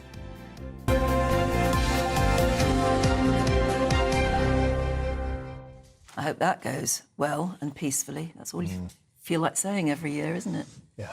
Now to such a sad story, but it's going to go on because there's more and more detail coming out. A manslaughter investigation has been opened into the deaths of 7 people, including the British tech tycoon Mike Lynch and his daughter Hannah. That's after his luxury super yacht sank off the coast of Sicily. Now, the public prosecutor on the case confirmed the investigation included looking at potential manslaughter charges as the victims' families search for answers. And joining us now live in the studio is the Italian journalist and political analyst Marco Colombo. Marco, thank you very much for joining us in the studio. Now the bodies have been recovered and the identifications have been made. We now move on to this legal case, a manslaughter charge, an astonishing next chapter of this. And this super yacht disaster could now turn to a very, very supersized legal problem. Yeah, there are several issues. So the prosecutor yesterday said, this is the first time I was allowed to speak to the press by law, by the new legislation, but I wanted to talk to you earlier for the sake of information. So that was the reason why we waited so long. But we can expect news from the prosecutor and put some names into that manslaughter. So the crime is there, now he just has to provide the names. Funny enough, the more likely to be accused and investigated is James Cutfield. He's the captain? The captain, the key captain, who might have left Italy because the prosecutor yesterday, when asked, said, we have no power to keep citizens, doesn't matter where they're from, here because they've not been... So he may already have left Italy? I was reading today on the Italian papers that they're probably all gone. From the resort. They were not under detention, they were not in jail, so they're probably gone. And the autopsy could be the other step. Wow. So on Tuesday, we're going to go the autopsies of the bodies that have been recovered. So the skipper, James Cutfield, he was grilled for over 2 hours in Italy before he left. But now, of course, it's the culpability issue. Was there a human blame? A manslaughter charge doesn't go against a water spout, it's against a human. And the most likely target is James Cutfield. Was the keel correctly positioned? Were the portholes left open? Was there sufficient time to alert the people who perished? So many, many questions to be asked of him. Well, the main one is the boat sank in 50 minutes. The alarm, there was a flare, was sent 32 minutes later. What happened in that time? So it was very brief. the moment, the accident, even, and second question is, the prosecutor put it yesterday, why was a captain in the inflatable as opposed to on his boat trying to save the people? Why didn't do the counting? When we were called as coastal guards, we were not told 7 people are still in the water. We were told, look for survivors, so what they were searching was over the water as opposed to going and trying to save the people. And yesterday what came out is that the way they found the people, that the boat is basically sinking on one side. These people were clearly on the very edge, trying to grasp the last bubbles. So you can imagine even the suffering of these people, knowing what was going on. Clearly, very rapidly, 50 meters down, 7 people in. And it's sort of odd to us, just on hearing it, there will be a reason, is that 5 or 6 at least of the dead, sadly, were in one cabin. They were found in one place. Terribly tragically, Hannah, the 18-year-old daughter, was found in a separate cabin about 2 doors along. We don't know, therefore, whether they died in their sleep or were drowned in their sleep, or did have some time to gather together to try and figure out what to do. Yesterday, we realised that the divers had done 136 diving operation in pairs, a total of 4,000 minutes. So before the press conference, so clearly they had a good picture of what happened, and their feeling is that they literally tried to go to the edge where there was the last air available. They haven't been able to investigate the vessel. That's part why of they the want to bring it up. That's part of the legal procedure. So they have to empty. There's 18,000 litres of petrol in it. And Marco, quickly, if we could, there's also going to be an insurance issue because the craft would have been insured, the skipper would have been insured, and the people who've perished were very, very wealthy. Putting a value on human life is always impossible, but we know that this will be a big price, as well as the criminal proceeding. There could be a huge financial liability case. We're talking about 2 billion euros. The broker, I mean, the boat belonged to the billionaire, but it was actually in the name of a broker company, and they immediately said no, it wasn't. It wasn't used as on lease. It was actually in the hands of the owner. So immediately there you have a legal case between the company that was kind of a shell and the actual owner. In fact, it was the wife. The boat was in the name of the wife. Is that right? Who survived? No, she didn't survive. Oh, no, Mike Lynch's wife, I was thinking. Yeah. I mean, yes, it's going to be long and protracted. You said yesterday, didn't you? It's going to take at a cost, and also at a cost, because that was going to be charged. The Coast Guard made it very, very clear. You are obliged to bring it up at your cost. That's about 15 million euros to get that craft to the surface, and they'll want somebody to pay that bill, of course. Absolutely. But the tragedy, the human tragedy, is going to come out as well, as you said, in the autopsies and the witness statements and everything, and it's just going to be so terrible. And I just stress, because I know that people are saying you're only talking about it because they're rich. It's not that. It's just an incredible, tragic human story. And I think we're all interested in that, aren't we? Marco, thanks very much indeed. Thank you. Right, shall we get to your weather, where you live here in Britain? Here's Craig Snail. A brighter outlook with Box Solar, sponsors of weather on GB News. Good morning. Welcome to your latest GB News weather forecast on the Met Office. Well, we start today off on a fairly bright note for many of us, but rain's already moving in across parts of Northern Ireland and Scotland. And as we go through the course of the day, that does spread its way eastwards. But ahead of it, plenty of sunshine, but that sunshine will become increasingly limited down towards the far southeast as we move into the afternoon. The main area of rain will be across Scotland, Northern Ireland and Northern England. Some spots of rain further south, but generally the further south and east you are, it's a fairly dry picture today. With an increase in wind, it will feel fairly cool, especially away from the far southeast and under the cloud and rain, dare I say it, probably a little bit autumnal. So moving into the end of the afternoon, maybe some glimmers of sunshine just moving in across the far west of Scotland, but for most of Scotland, Northern Ireland and Northern England, it's a fairly wet end to the day. Some heavy outbreaks in places and also fairly windy here too. Further south, across the rest of England and Wales, some breaks in the cloud, giving some late spells of sunshine. Also, just the risk of some spots of rain, especially for parts of Wales and southwest England. And in fact, that cloud and rain across Wales, southwest England, will gradually spread its way eastwards across the rest of England as the night goes on. Still some cloud and rain for Scotland, Northern Ireland and Northern England. But either side of these areas of cloud and rain, in the clear skies, it will turn chilly in the countryside. But I think for most towns and cities, holding up into double figures.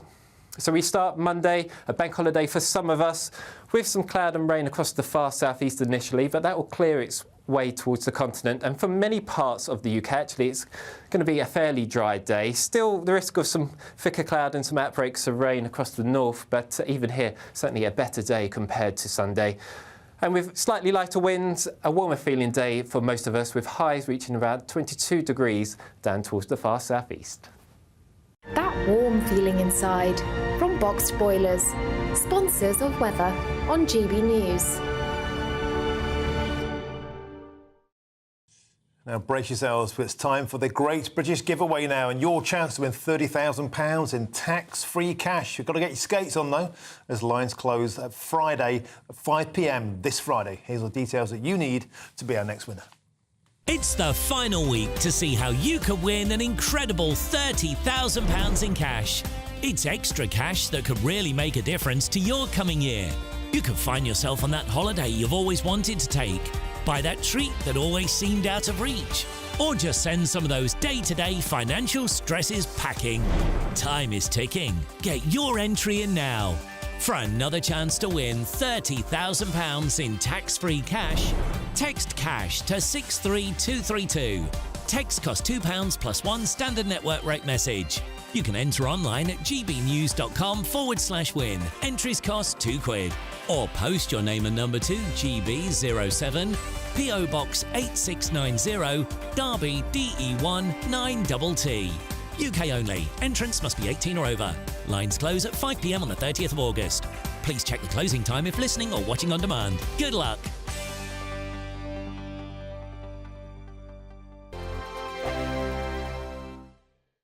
Hi there, I'm Michelle Dewberry, and I'm going to take a second to tell you all about my show, Jubes & Co. We start off with the issues of the day. We then bring in both sides of the argument. We get rid of the disrespect. And then you throw me into the mix. And trust me, I'll tell it exactly how it is. And then, of course, the magic ingredient, you at home. We mix it all together, and what have we got? In my opinion, the best debate show in town.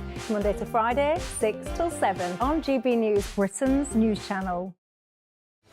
I'm Patrick Christie's. Every weeknight from 9, I bring you 2 hours of unmissable, explosive debate and headline-grabbing interviews. What impact has that had? We got death threats and the bomb threat and so on. As time passes, she could have said Stump. You made my argument for me. My guests and I tackle the issues that really matter, with a sharp take on every story. Went everywhere. Something practical could be done. Or I can become something different. Patrick Christie's tonight from 9 p.m. only on GB News, Britain's news channel. Every Saturday, 10 till 12, we'll bring you all of the news that you need to know. We'll also remind you that there is so much to smile about. It's my favourite time of the week. I get to relax, enjoy some light-hearted stories, and let Ellie teach me about fashion too. That's Saturday Morning Live, every Saturday, 10 till 12. Only on GB News, Britain's news channel. Join me, Neil Oliver, every Sunday night at 6 p.m. on GB News. And if an hour is not nearly enough for you, go to gbnews.com for special extended episodes online every Friday at 9 p.m, where we can truly get into the nitty-gritty of what's going on. GB News, Britain's news channel. We're proud to be GB News, the People's Channel. And as you know, we always love to hear your views. Now, there's a new way of getting in touch with us at gbnews.com/yoursay. By commenting, you can be part of a live conversation and join our GB News community. You can even talk to me, Bev Turner, or any of the members of the GB News family. Good afternoon, Britain. Your lunchtime update on the stories that matter across the UK. From breaking news and insightful analysis, inspiring stories and lively debates. You're comparing yourself to a former Prime Minister. Which is it? Stay informed, stay updated, stay entertained. I just don't know how anyone would not want to be there. Every weekday from midday. We are Good Afternoon Britain, only on GB News. Britain's news channel. Welcome to State of the Nation, daily plunge into the stories shaping our country. I'm Jacob Rees-Mogg, and Monday to Thursday we bring you the insights, the facts, the truth about how our country is being governed. Because what happens in Downing Street matters down your street. Tune in to State of the Nation every Monday to Thursday, 8 to 9 o'clock. Only on GB News, the People's Channel, Britain's news channel.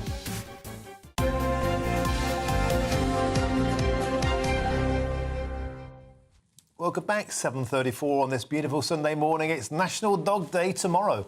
And as a nation of pooch lovers, millions of us would apparently prefer to spend a day with our furry friends than our human ones. I'm not sure it's a big shock to discover that, is it? Because a lot of people say it outright, don't they? Why do some of us prefer our pets to people? To shed some light on it, let's talk to Pete the vet. A very good morning to you. Good morning, Yuzu. Good morning. Would you say the same? Do you prefer your furry friends to your human ones? I don't think I would go that far. I would go far to say they are fabulous company, and time spent with them is thoroughly enjoying nearly all the time. And you can't always say that about some humans. True. I mean, they make a certain impression on your heart, I guess, because they just adore you, whatever you do, don't they? You can ignore them and they still adore you, and they stare at you and they learn about you, and they never stop doing that. Well, people might say dogs give you unconditional love. It's completely unconditional love. In actual fact, it's not quite unconditional love, because we don't know if it's love, because they're dogs and they can't tell us if they're feeling love. But what we can say is they give us unconditional, positive regard. And what that expression means is they're looking at us in a very positive way all the time. And from our perspective, it feels like they're loving us. And it's a lovely, very pleasant, warm feeling to feel that you're being loved. And that's exactly what dogs do for us. And isn't part of the appeal as well is that, unlike your wife, they can't talk? Stop it. But they actually can in their way. They can talk with body language. But that's the thing. They always talk in a positive way. Dogs don't nip at us. They don't complain at us. They don't tell us we should be doing something else. They don't say you didn't do that well enough. If you're a little bit late to do something for them, if dinner's a bit late for them, they don't say, what the heck, what are you doing? It's so late now. They just say, it's dinner time, thank you so much. They're so grateful for food and everything as well, and begging for food and continue begging for food. But I guess that's why we would, A, be a nation of dog lovers, but also are quite happy to admit we almost prefer the dog or cat, but particularly dog, to humans, is because they make us feel good inside. And whilst that's selfish, it's probably very good for us, isn't it? There's loads and loads of evidence that dogs are good for us, right through from childhood to elderly to old age. What we know is that children who grow up with pets, they end up being more self-confident and more self-reliant because they've learned to be emotionally supported by dogs as they grow up. And that has very good messages. We all know how important childhood is and childhood experiences are in forming the adult personality. What we know is that dogs are a really positive impact on that. And then at the other end of life, elderly people, we know that elderly folk who live alone, if you compare those people with elderly folk who live alone with a dog, people who live with a dog are far more healthy. They need to go to the doctor far less often. They're less depressed, and they live for longer. So I haven't talked about the bit in the middle of life, the family dog, but that's true just as much. Dogs are really, really good for our health, both physical and mental. My goodness, look at that dog. We're watching a dog that's leaping from street bollard to street bollard. That's really athletic. That's like dog parkour. Look at that, off a tree. It's incredible. Yes, it is parkour, isn't it? Amazing. It's lovely to talk to you. Thank you so much. Thank you very much. Better. Thank you. Just having talked about them, it's made us feel better. And just seeing that bouncing pooch around, it's giving me a buzz. Yeah. I've actually thought of making one of those sort of, dog agility courses. Exactly that, yes, because apparently lots of people do. And my little woofer would actually quite enjoy one of those. I do that for my cat, and it just kind of goes... Yeah, cats And ignores aren't it. quite the same, Yeah. though, are they? A bit more simple-minded, perhaps. Oh, I don't know about that. That's Mine a very is. controversial statement. Do stay with us. We're going to be talking sport in just a moment, and particularly what Emma Raducanu said about Andy Murray. Yeah, it's a bit spicy.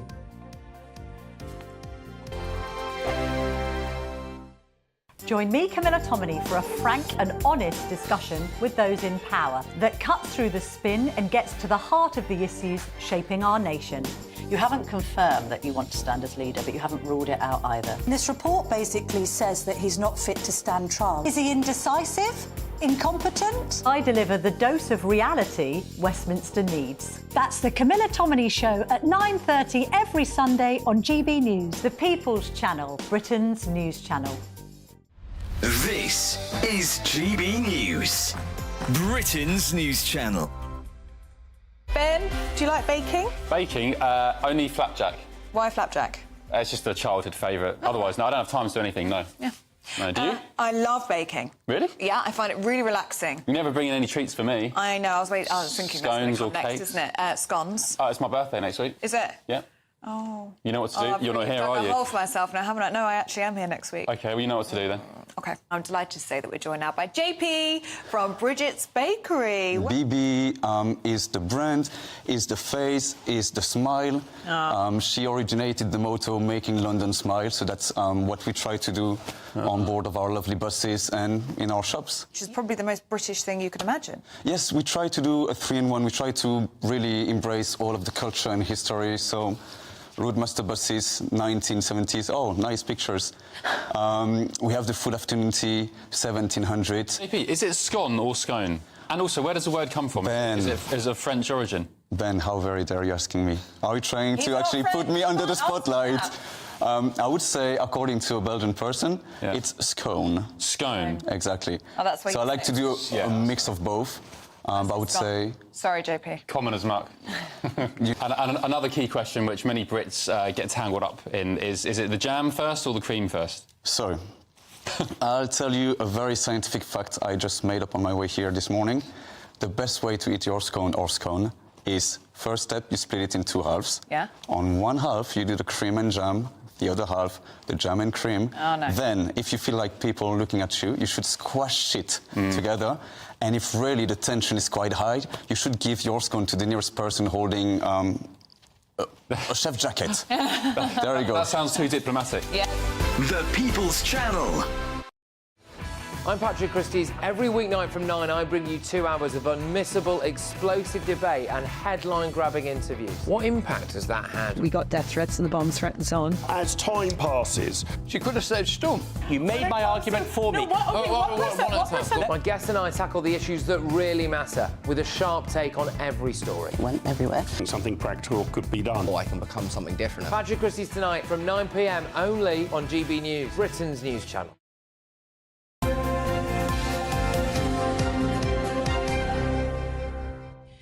Hi there again. Aidan McGee has joined us with the sport, and it's almost more about sort of gossip today, because Emma Raducanu is meant to have said something about Andy Murray, but I don't really know much more than that. What happened? Well, look, there's a context to this. I think it was the mixed doubles at Wimbledon. She pulled out of it late on, much to the chagrin of Judy Murray, Andy Murray's mum. It meant that Andy Murray didn't quite get to have his swan song, if you like, at the All England Club, having won the tournament twice in 2013 and 2016.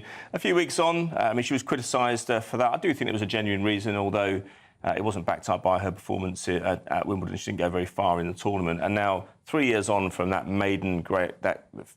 fantastic Grand Slam achievement in 2021. Winning the US Open out as a of qualifier, nowhere. as a qualifier, not even losing a set. And never even going down a set, yeah. It was absolutely extraordinary. She actually doesn't get enough credit for that, but it's kind of, since then she hasn't really achieved or backed it up. There are hopes that she will. Now, she was giving an interview or press conference prior to the US Open, which starts this week. She's underway against Sophia Kenin of the USA on Tuesday. And she was asked if tennis feels different now, British tennis specifically, now that Andy Murray has made way. And there's a grab here. I think that we can analyse it afterwards. Let's have a listen to what she had to say, and we can pick through the bones afterwards. It's only 8 seconds long, but let's have a listen. course, Andy's achieved amazing things, and I watched him win this tournament. But yeah, it's a fast pace, just like life is. You know, it's old news the next day kind of thing. So. So is that, as it's been perceived by some, Well, I think Emma saying that Andy Murray is old news, let's move on? Or, She didn't say that, though, did she? But that's the way it's been spun. But it's the way it's been spun. But also, I don't think it's not a pointed quote. She hasn't had time to think about that. So I think she's receiving a little bit of undue criticism here. But the principle is still the same. It is kind of old news. He won the US Open there in 2012. He's retired. I do think it was quite a long goodbye for Andy Murray, actually. I mean, you know, the long goodbye, I'm talking about 2 or 3 years here. He kept going to tournament after tournament after tournament and not getting very far, but showing a good degree of fortitude because he didn't want to throw time or call time in his career. He wasn't ready to move on. But nonetheless, let's see what she can do at this tournament. She could have been more effusive about him. She could have, you know, said more wonderful things about him. But I don't think she's that sort of person, really. She's a bit not withdrawn. Reserved. Yeah, she is a bit reserved, sort of British reserve, isn't it? Yeah, possibly. Yeah, possibly. I mean, you know, I don't think that was meant to say any sort of snub to Andy. No, but that's how it was dressed up this morning. Certainly, in a number of papers, particularly on in the Mail on Sunday, Mail Online, that it was a kind of snub to Andy Murray. It was kind of right. Nothing to see here, let's move on now, he's old news. David Frost, the broadcaster, used to say, if you're asked anything about anyone else in your business, you know, what do you think of whoever, always go over the top about them. Yes. How wonderful and brilliant they are. We see it in football because the press loads. will never print that, because they don't want you to say that. That's right. What Emma Raducanu has sort of been trapped there into sort of not saying much and not trying to think of the right words, and somebody has interpreted that as a snub. Well, the amount of times I've sat in front of managers and they're going out on a Friday or Saturday down the years, over 20-odd years, and I say, what do you think of the job that your opposite number's doing, your opponent on Saturday? Now, they could have lost 8 matches in a row, but it's also, he's doing a fabulous job. Yes, exactly. He's doing wonderful. He's doing a wonderful job, yeah. And if he gets out, he's very unlucky. No one likes to see him lose their job. Right, let's have another nibble, shall we, at the scandal that's enveloped Jermaine Genius. Here's a gentleman who had his entire golden future ahead of him, thrown it all away. What's the latest revelation in today's Sun on Sunday? Well, it's day 2 of the same interview, I'd imagine. I mean, the Sun on Sunday has been a 7-day operation since 2012, since the launch of the paper and after the demise of the News of the World. So I imagine it's just second dibs on that. And Jermaine Genius is still coming out fighting. I still believe, as I said to Anne yesterday, that he believes that there is a way out of this, and that's why he's planted this interview here. He's defending himself. He has instructed lawyers as well to attack the BBC for what he sees as shocking or the shocking handling of the whole episode. He also said he was denied the opportunity to apologise to the 2 women at the centre of this sexting. What would you call it? He should have consulted lawyers a bit earlier then, shouldn't he, really? Yeah. Possibly, yeah. And is he kind of, crying tears for himself when actually the better thing might be just to kind of disappear for a bit? He's got nothing to lose. He probably thinks, or he's been told, everyone's telling him his career's over, why not fight it? I'm not saying he's right, I'm not saying he's wrong, but if he's talking about his livelihood... And if he believes he's largely innocent, well, I mean, he's admitted those messages. Impropriety, yeah. Yeah, but if he believes he's more innocent than it's worth a fight, then he should fight it. Yes, but exactly. He should do so quietly, I agree. Yeah. Maybe not on the front of the Sun on Sunday. No, but he may not have had much choice. Yeah, no, I know. But then you and I have worked on tabloids. You know how it works. Yep. It's like Mr. Genius. We've got some stuff on you. Give us an interview and let's make your side of the story. Let's make it a controlled explosion. Yes. That's how it works, right? Yeah, of course it is. It's been going on OK, forever we will be looking at the papers in the next few minutes, and including Oasis, because apparently they're getting back together. Definitely, maybe.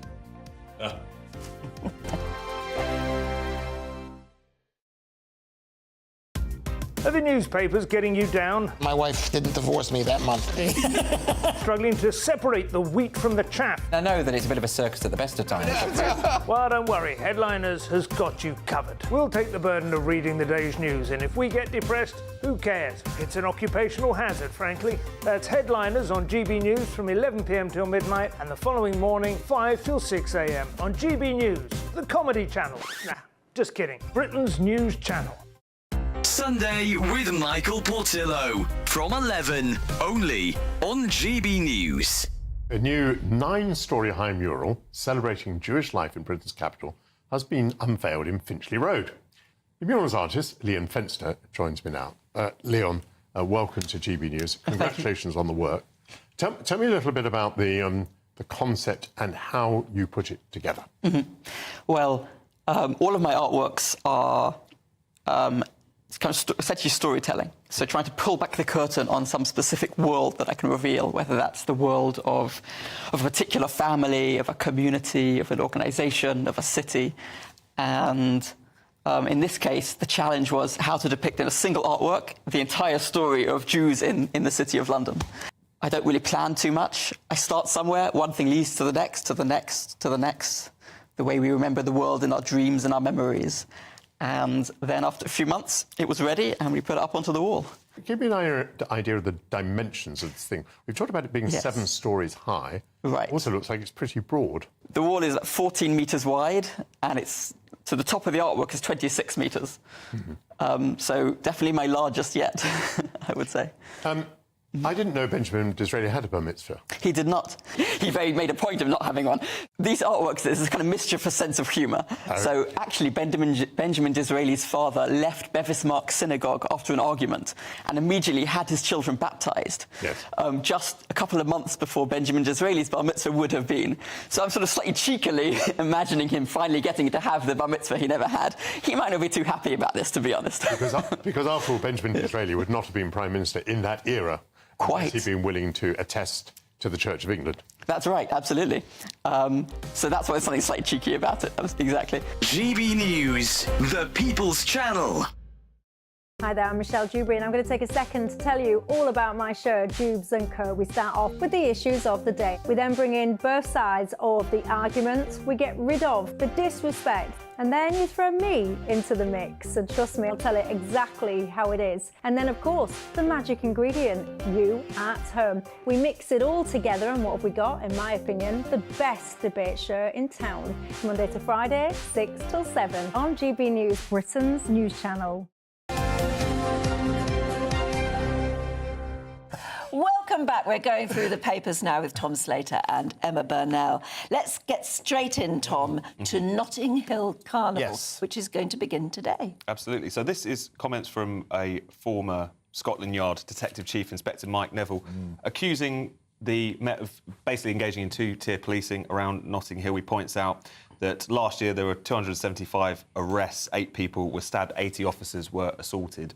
And he's essentially making the point that if this was a football match or something similar, then it wouldn't have been allowed to stand. I think that surely if we're going to have a conversation about issues of policing and questions of if there's more offences at a certain event, you've just got to work out how to, you know, actually arrest those people and get on top of it. And if there is any hint that community relations, as it's sometimes referred to, is stopping police from doing that, absolutely. But I think there is sometimes a tendency on the right of politics to start from the position of Notting Hill, something needs to be done about it, and work backwards rather than looking at the issues. But you can see how the police themselves, unless they get real leadership on this issue, will be very confused. Do we dance with these people when they come up and start gyrating in front of us and show some sort of, empathy with them? Or do we get tough on everybody? He mentions that in the piece. He said that some of the dancing that takes place at Notting Hill on WPCs on female officers would be sexual assault, borderline sexual assault, if it happened elsewhere. But look, different culture, different rules, perhaps. Emma, what's your take on this? I mean, I agree with Tom largely. I think Notting Hill is a carnival that's been going on for many, many years. I've not been, it's not my cup of tea. But it doesn't feel like two-tier policing if they're sending 7,000 officers to it. I usually, and I've seen this at protests, I've seen this at other public events, the police generally, certainly for the last, I think, 20, 30 years, have changed their attitude completely in the way that they police large-scale events, whether that's a demonstration, whether that's a festival, whatever it is. They do try to be more kind of friendly with the people. I mean, when I was a little girl and got taken on all sorts of CND demos, you can imagine, lefty, there was a kind of from the police, kind of showing force. And I think it generally works better because what it does is create a sort of reciprocal atmosphere. But they should arrest people if they are doing crime. And I think if they are doing that, if they're sending 7,000 officers, if there were 275 arrests last year, it feels like they are doing that. Yes, and the sheer number of police, 7,000, surely has to have some sort of effect on everybody. Now, it could be very different. In one way, it could calm people. Yeah, and Mike Neville makes the point here that they're not making arrests, though, apart from scooping up the main cons, as it were. They're standing off in a way they would not stand off. He said, for example, at a Millwall football game where they'd be shown short shrift. And one aspect of the whole policing discussion, which I think is important to underline as well, is that when you're dealing with sheer numbers, 1 million people are expected to show up. It's one of those things where the police don't really have the kind of latitude to make more arrests than they would if it was a few hundred. And that's often the kind of one clear... It's a form of two-tier policing, I guess, but it's also a kind of pragmatic response to the fact that if you're dealing with a crowd of that size, there's only so much you can do without it becoming a problem for the officers themselves. You know? Well, unbelievably, we're going to have to wind up the paper review there. We've only managed... We haven't talked about Kirsty Allsop yet. That'll be next. Get our teeth into that. Here's your weather. That warm feeling inside from Boxed Boilers, sponsors of weather on GB News. Good morning. Welcome to your latest GB News weather forecast on the Met Office. Well, we start today off on a fairly bright note for many of us, but rain's already moving in across parts of Northern Ireland and Scotland. And as we go through the course of the day, that does spread its way eastwards. But ahead of it, plenty of sunshine, but that sunshine will become increasingly limited down towards the far southeast as we move into the afternoon. The main area of rain will be across Scotland, Northern Ireland and Northern England. Some spots of rain further south, but generally the further south and east you are, it's a fairly dry picture today. With an increase in wind, it will feel fairly cool, especially away from the far southeast and under the cloud and rain, dare I say it, probably a little bit autumnal. So moving into the end of the afternoon, maybe some glimmers of sunshine just moving in across the far west of Scotland, but for most of Scotland, Northern Ireland and Northern England, it's a fairly wet end to the day. Some heavy outbreaks in places and also fairly windy here too. Further south, across the rest of England and Wales, some breaks in the cloud, giving some late spells of sunshine. Also, just the risk of some spots of rain, especially for parts of Wales and southwest England. And in fact, that cloud and rain across Wales, southwest England, will gradually spread its way eastwards across the rest of England as the night goes on. Still some cloud and rain for Scotland, Northern Ireland and Northern England. But either side of these areas of cloud and rain, in the clear skies, it will turn chilly in the countryside. But I think for most towns and cities, holding up into double figures. So we start Monday, a bank holiday for some of us, with some cloud and rain across the far southeast initially, but that will clear its way towards the continent. And for many parts of the UK, actually, it's going to be a fairly dry day. Still the risk of some thicker cloud and some outbreaks of rain across the north, but even here, certainly a better day compared to Sunday. And with slightly lighter winds, a warmer feeling day for most of us, with highs reaching around 22 degrees down towards the far southeast. A brighter outlook with Box Solar, sponsors of weather on GB News.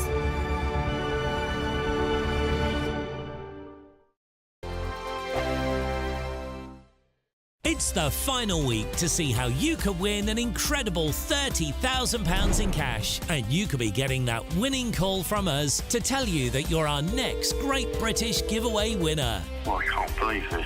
Oh my God, this is amazing. That is absolutely fantastic. We're over the moon. I've never won anything like this in my life. Oh, you shocked me.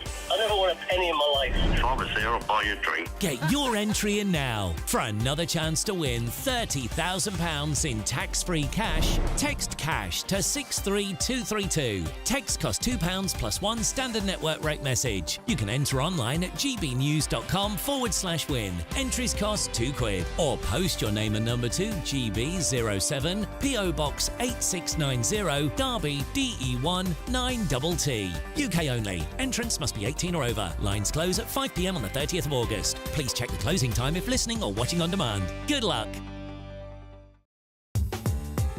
I'm Christopher Hope. From pop stars to politicians, I'll interview anybody in a pub who's got a political opinion. Join me every Friday on Spotify, Apple Podcasts, YouTube or gbnews.com, or wherever you get your podcasts. This is GB News, the People's Channel. Join me, Nana Akweer, for an informative, interactive news programme with a difference. It's fun. It's true. You're not wrong. No one will be cancelled. Lovely. Join me from 3 p.m. every weekend, only on GB News, Britain's news channel. If you want your news to be straight talking, this is the nightmare for the Conservatives again. Down to earth. It's not just Nottingham where this is happening, is it? And most importantly, honest. Hard-working, middle-class taxpayers, they'll get their book thrown at them. They catch me, Martin Daubney, Monday to Friday, 3 till 6 p.m. on GB News, Britain's news channel. Are the newspapers getting you down? My wife didn't divorce me that month. Struggling to separate the wheat from the chaff? I know that it's a bit of a circus at the best of times. Well, don't worry, Headliners has got you covered. We'll take the burden of reading the day's news, and if we get depressed, who cares? It's an occupational hazard, frankly. That's Headliners on GB News from 11 p.m. till midnight, and the following morning, 5 till 6 a.m. on GB News, the comedy channel. Nah, just kidding. Britain's news channel. Join me, Camilla Tominey, for a frank and honest discussion with those in power that cuts through the spin and gets to the heart of the issues shaping our nation. You haven't confirmed that you want to stand as leader, but you haven't ruled it out either. This report basically says that he's not fit to stand trial. Is he indecisive? Incompetent? I deliver the dose of reality Westminster needs. That's the Camilla Tominey Show at 9:30 every Sunday on GB News, the People's Channel, Britain's news channel.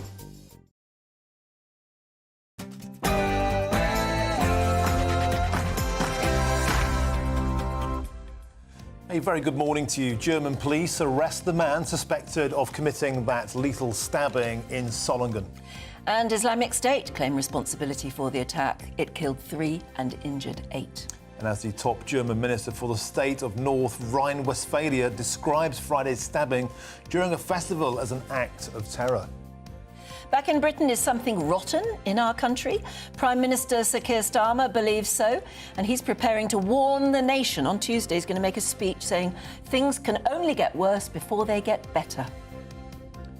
And Italian officials confirm manslaughter charges could be on the table following the recovery of 7 bodies from tech tycoon Mike Lynch's Superyacht. Crimes against wildlife are apparently on the increase, and more cases, though, are going unpunished. And as Scotland named its best boozer, GB News gets inside the inside story from its owners. And it's National Dog Day tomorrow. We're finding out why so many of us prefer our furry friends to our human ones. It was a thrilling day of Premier League action with Manchester United boss Eric Ten Hag calling his team's defending soft as they suffered a late defeat at Brighton. Elsewhere, there were wins for Manchester City and Arsenal, while Emma Raducanu has a message for Andy Murray on the eve of the US Open. And then some of us have woken up to some sunshine today, but it won't last. Rain is already moving in from the west. Find out all the details with me a little later. A very good morning to you. It's just gone 7 a.m. I'm Martin Daubney. 8. 8. You see? Lost We were an hour. talking about that, weren't we, earlier? Well, I'll read out whatever it says. I'm Stephen Dixon. No, you're not. But I am Anne Diamond, and I'll try and put him right. This is GB News Breakfast.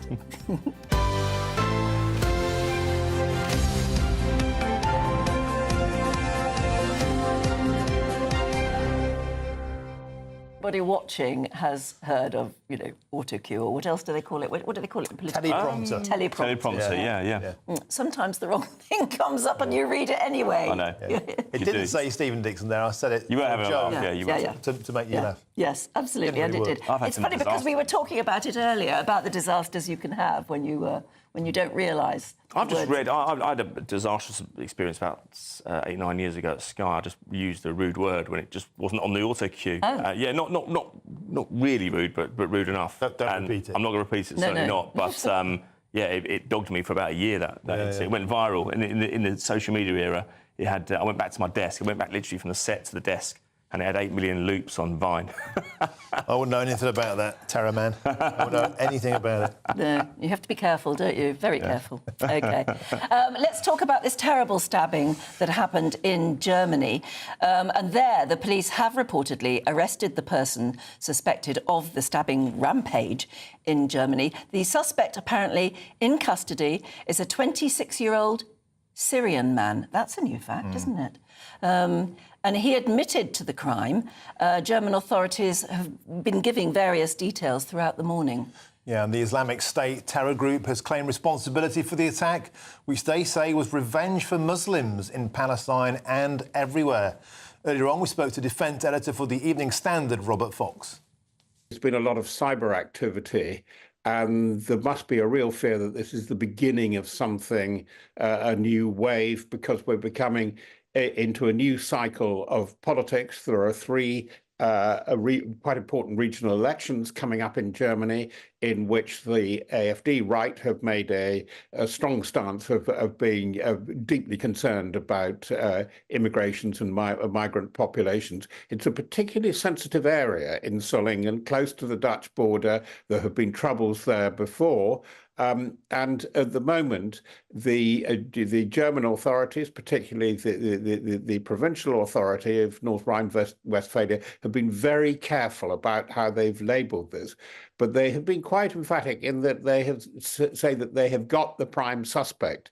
Now, who was behind him? I think that the caution in announcing who they were looking for and why is that they arrested quite quickly a 15-year-old boy who had been seen talking to the suspect. I infer from that very clearly that they knew who they wanted, and they wanted to get him. And according to the report from, as you say, the Minister of the Interior for North Rhine-Westphalia, Mr. Herbert Ruhl, he said that the suspect was in very bloodied clothes still as he was arrested. What is worrying, as you say, is this is straight out of the old IS playbook, sorry, Islamic State playbook. Is this a lone wolf? Take your opportunity where it is. That's why the Dutch border police were alerted right away. They're a very powerful police force, the Maréchaux say, very big anti-terror background. And as you say, that this is an alert. Are we coming in for a new wave of Islamic terrorism? Because this has been feared. I think that without scaring the horses too much, I mean, this has to be said now, that this has been feared, that it might be one of the playouts from the terrible problems that are going on in Gaza, the West Bank, and in Israel and in the Middle East. Yes, it may be local, but what it is symptom of, as you say, Martin, may be very serious.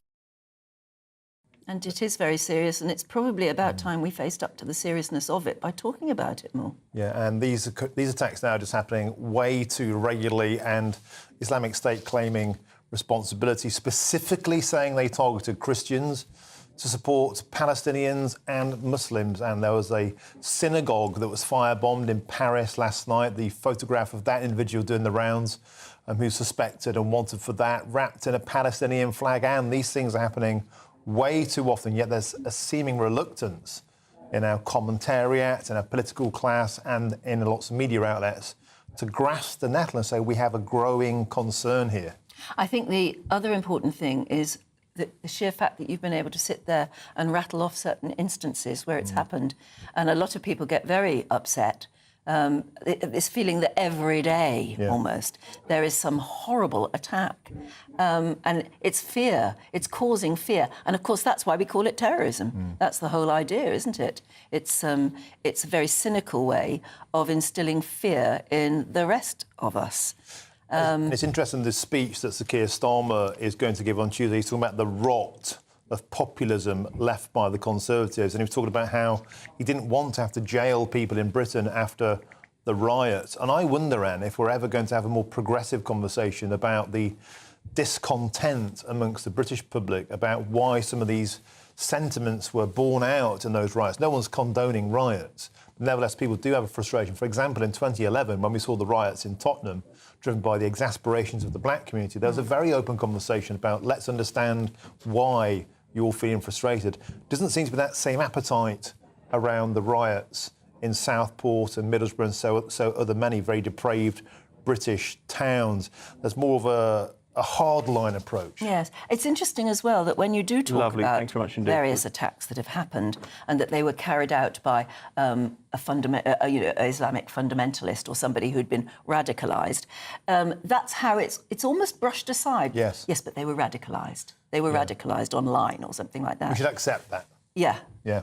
And it's not acceptable in any way at all. And don't we have to look at... we have to stop that in a larger conversation. Yeah, just to brush it off as somebody, they were radicalised. That's not good enough, is it? They're a lone wolf, they're radicalised. Or is there a more central ethos that's guiding all this? We have to have these conversations.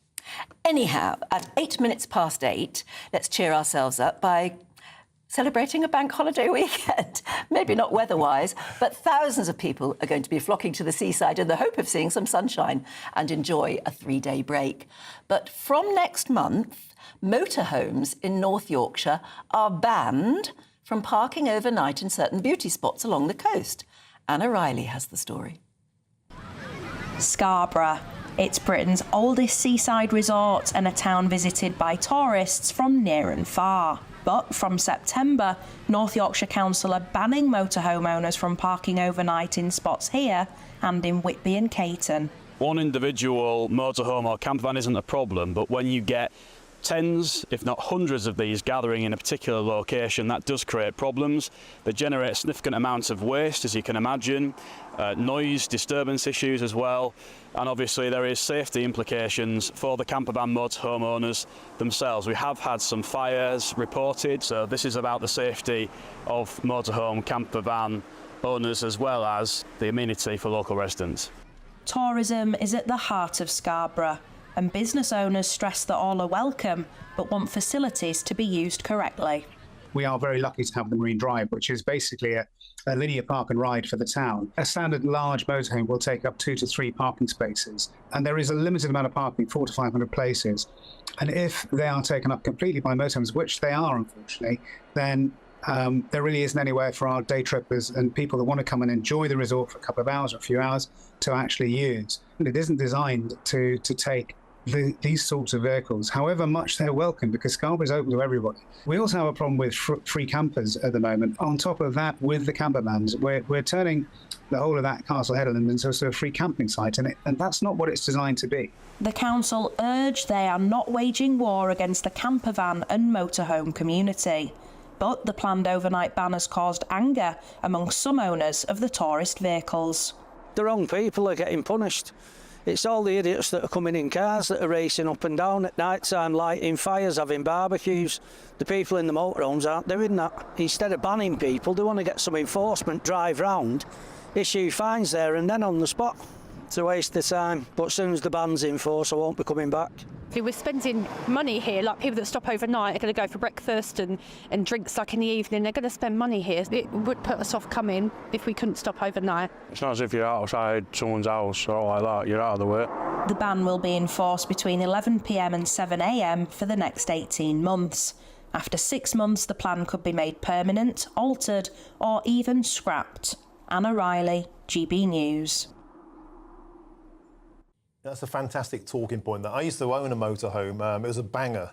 It was always breaking down. But I was in the Isle of Wight recently, and they had a terrible problem there with people who are buying old banger motorhomes, getting them into a car park, no tax, no MOT, and basically living in them and leaving loads of waste, toilet waste oftentimes, giving a really bad name, actually, for sensible, law-abiding citizens like Steve and those guests we heard there, who rightly want to drive around our countryside and enjoy the majestic splendour and the beauty of the rolling countryside, the coastal plains of Britain, and then some bad apples come in. Yes. And That's the trouble. As a lifestyle, they're living in their motorhomes because it's cheaper than a house, as we see in America, but they're kind of pushing the rules too far. I mean, you can see both sides of the story, can't you?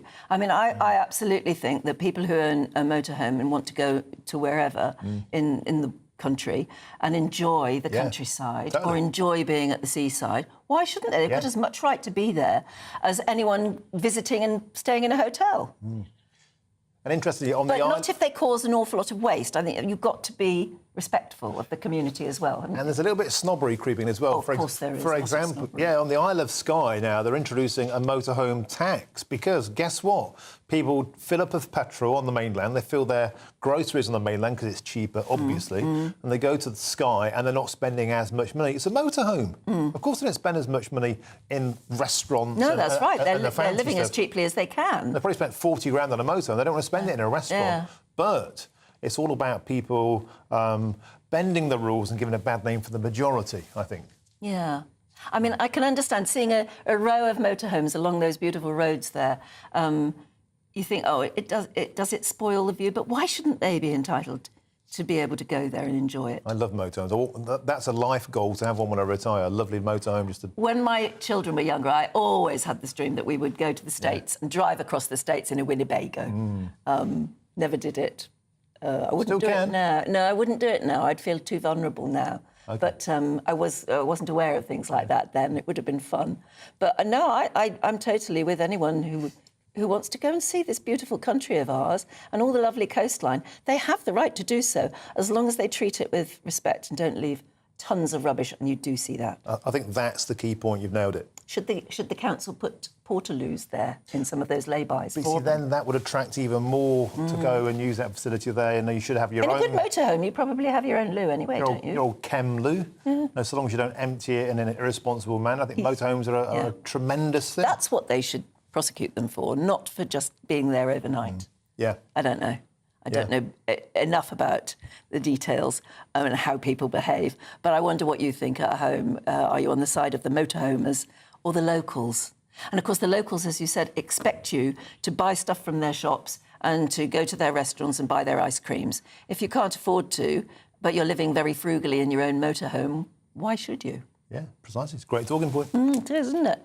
Right, we're coming up to 8:15. Let's have a look at some of the other stories coming into the newsroom this morning. And overnight, barrages of missiles were fired from Israel towards Lebanon. The Israeli military confirmed that it had launched the strikes on Hezbollah targets after officials detected evidence of a large-scale attack planned by Iranian-backed Hezbollah. Israeli Prime Minister Benjamin Netanyahu this morning said, "We are determined to do everything possible to defend our country." Pavel Durov, the billionaire founder and CEO of the Telegram messaging app, was arrested at Le Bourget Airport outside Paris on Saturday evening. That's according to French media. Recently, Telegram was partly blamed for inflaming tensions across the UK following the terrible Southport stabbings. And 2 NASA astronauts who have been stuck in space for over 2 months now will finally return to Earth, but not until next year. Sunita Williams and Barry Wilmore were originally sent on an 8-day mission, but have been unable to return due to a problem with the Boeing Starliner spacecraft. NASA has announced it will use one of Elon Musk's SpaceX's capsules to bring the 2 astronauts back to Earth in February 2025. And officials have confirmed there will be a very significant policing presence at Notting Hill Carnival, which begins in the capital today. Around 1 million people are going to take part in the annual celebration of Caribbean culture, making it one of Europe's largest ever street parties.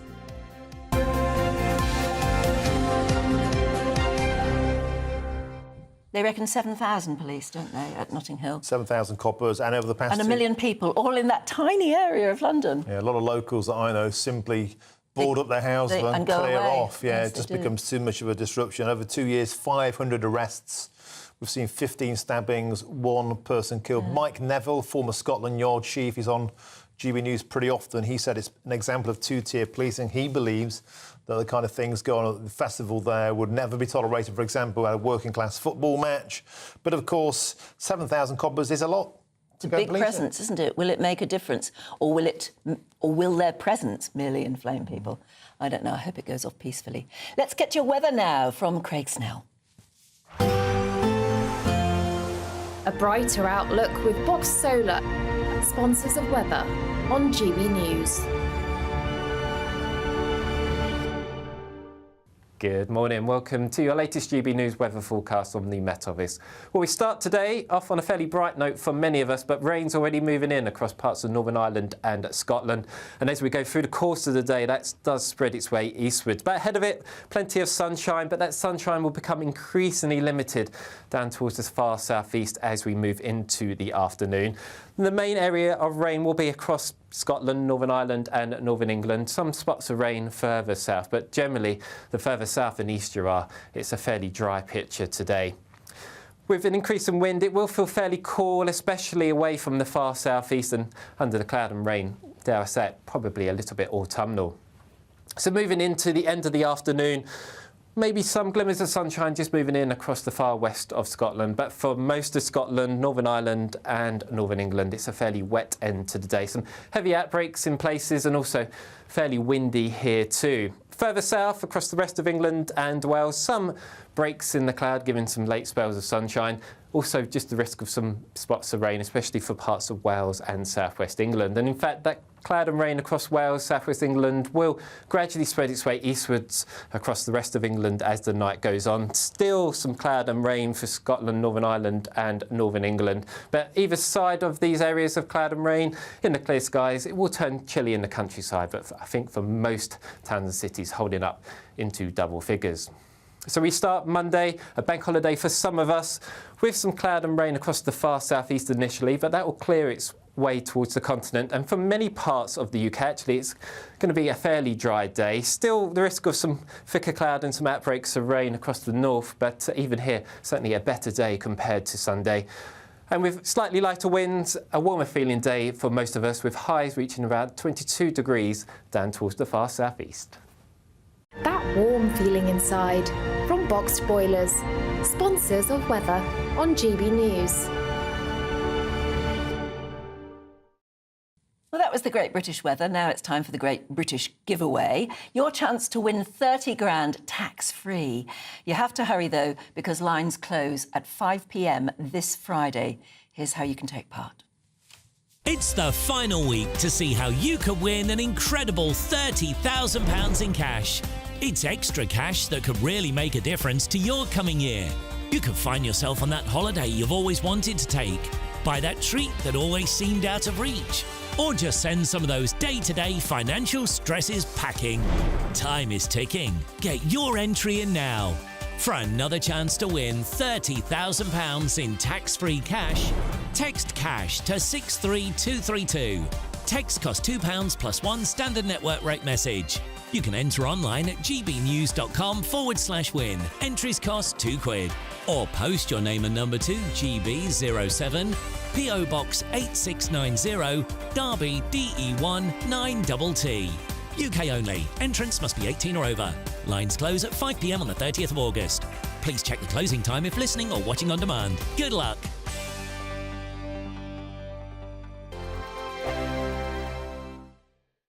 This is GB News, Britain's news channel.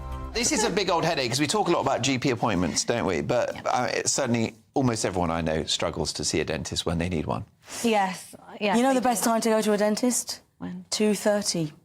2:30. That's actually quite good. It's better than my gags. The guy that went into Goa, to India, to get his dental treatment, is that what you're talking about? Well, yeah, so tell us about that. This is how desperate people are to get treatment now. So what's the story? OK, the story is a guy couldn't get an appointment at the NHS, so he went all the way to Goa in India to get his dental appointment. Now, I think he probably just wanted to go on holiday, and he thought, I know, why don't I go on holiday to Goa and then get my teeth done?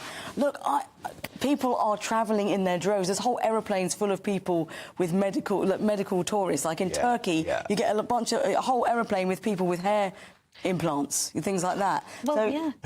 I was going to go to turkey teeth, isn't it? Turkey teeth. Turkey teeth. Well, now we've got that's when they strip the tooth down and you have these little pegs. Yes, they strip them down. But in many cases, they strip them down far too low, so the nerve is exposed and it gets infected, and it's exposed to the elements. So you get infection in the tooth, and then you have to essentially take them all off. But by then, the infection spreads so far.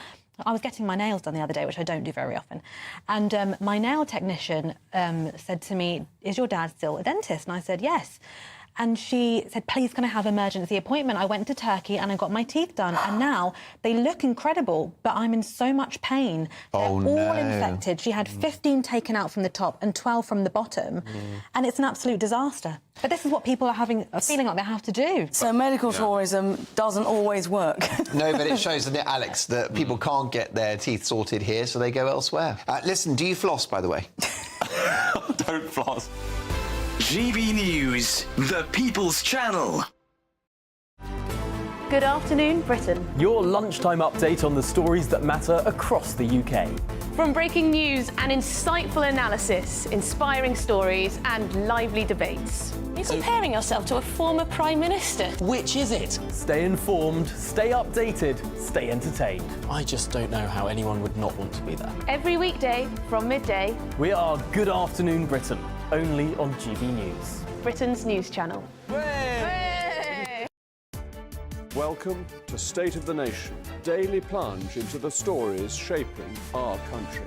I'm Jacob Rees-Mogg, and Monday to Thursday we bring you the insights, the facts, the truth about how our country is being governed. Because what happens in Downing Street matters down your street. Tune in to State of the Nation every Monday to Thursday, 8 to 9 o'clock. Only on GB News, the People's Channel, Britain's news channel.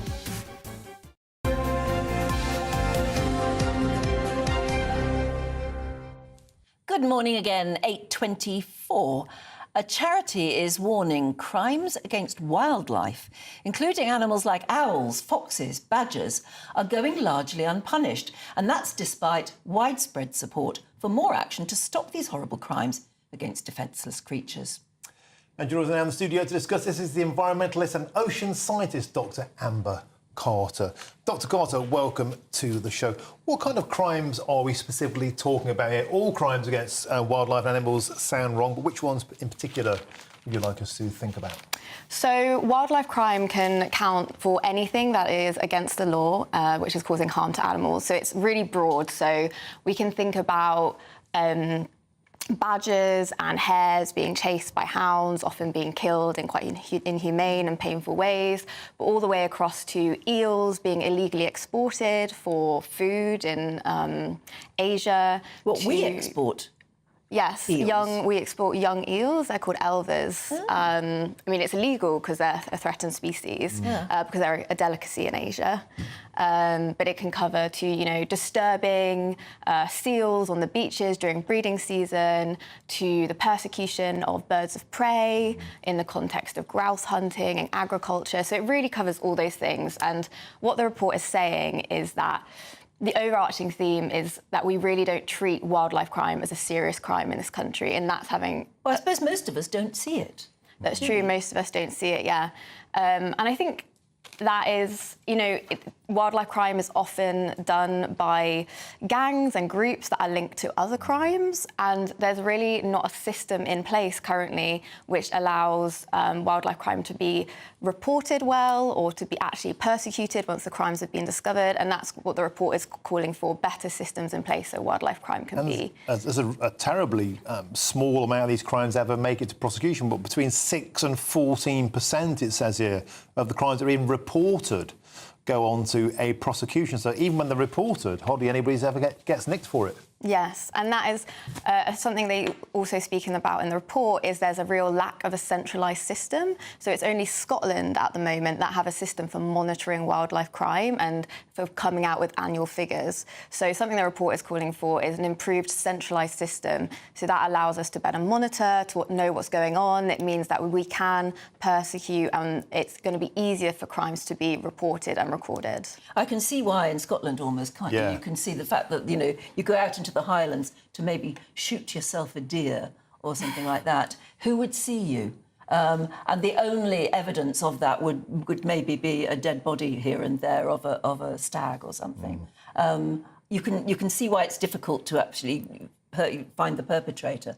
But who would be cruel against an owl? What's going on with owls? I think owls, it's in terms of I think like the persecution of birds of prey in general, so people destroying nests. Ah, yes. People are getting the owls are getting poisoned. So birds of prey are often seen as a threat to agriculture, a threat to grouse shooting in Scotland, as we were talking about.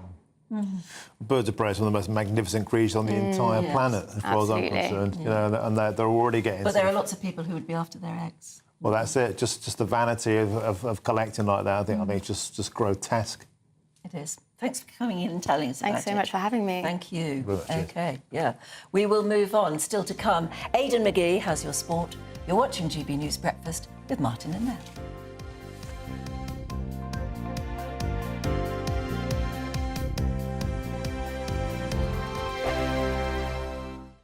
Join me, Camilla Tominey, for a frank and honest discussion with those in power that cuts through the spin and gets to the heart of the issues shaping our nation. You haven't confirmed that you want to stand as leader, but you haven't ruled it out either. This report basically says that he's not fit to stand trial. Is he indecisive?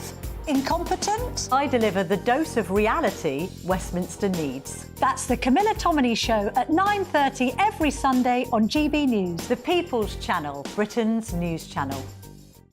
Hi there, I'm Michelle Dewberry and I'm going to take a second to tell you all about my show, Dubes & Co. We start off with the issues of the day. We then bring in both sides of the arguments. We get rid of the disrespect. And then you throw me into the mix. And trust me, I'll tell it exactly how it is. And then, of course, the magic ingredient, you at home. We mix it all together and what have we got, in my opinion, the best debate show in town. Monday to Friday, 6 till 7 on GB News, Britain's news channel.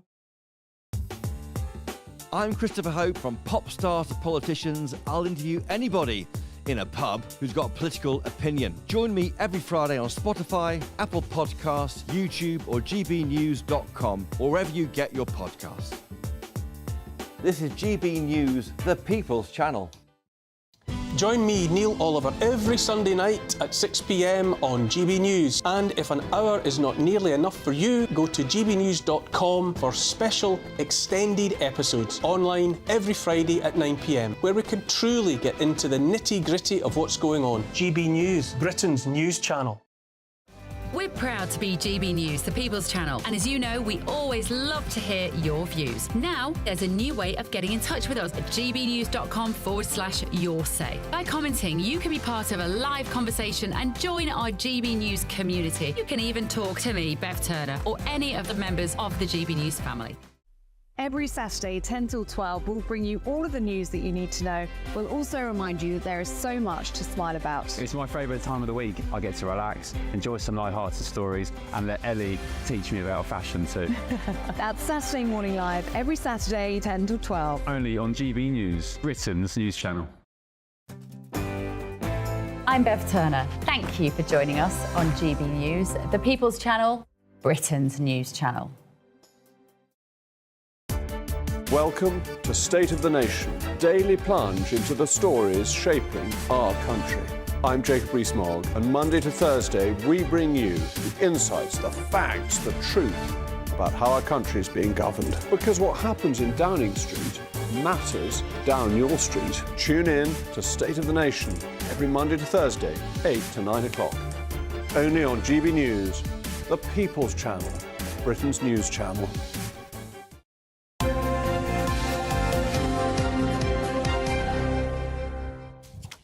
Welcome back. It's time for Sport News now, and Aidan has joined us. Hi. Good morning again. What are we going to talk about first? Well, I think we should shine a light on the Man United-Brighton game because a gentleman by the name of Steve Adams, a very friendly individual, he got in touch with us about an hour or so ago and said we should have probably focused on Brighton a bit more because it was an outstanding achievement by them. And he's absolutely right. That's 5 wins out of 6 in the Premier League that Brighton have recorded over Manchester United. Remember, they only came up to the Premier League for the first time since, the mid-80s or early 80s, I think, back in 2017. So they've made huge progress down there. They scored a late goal through João Pedro. Their manager, Fabio Hertzler, 31 years old. I mean, you know, that's about... He's about the same age as me, roughly, isn't it? That's decrepit, isn't it? I know, but excellent stuff from them. The United manager did call the defending soft, and I think the away form as well. United have shown recently, or certainly in the last season, a bit not good enough, and that's a mark of your character of your team and your players. Who won and what was the score? 2-1 to Brighton. Yeah. To Brighton, yeah. So, because I've always thought that sports journalists write in a very peculiar manner. This says, Manchester United lose late again as torrid away record under Erik ten Hag continues in Brighton defeat. Yes. Yeah. Well, Brighton defeat means...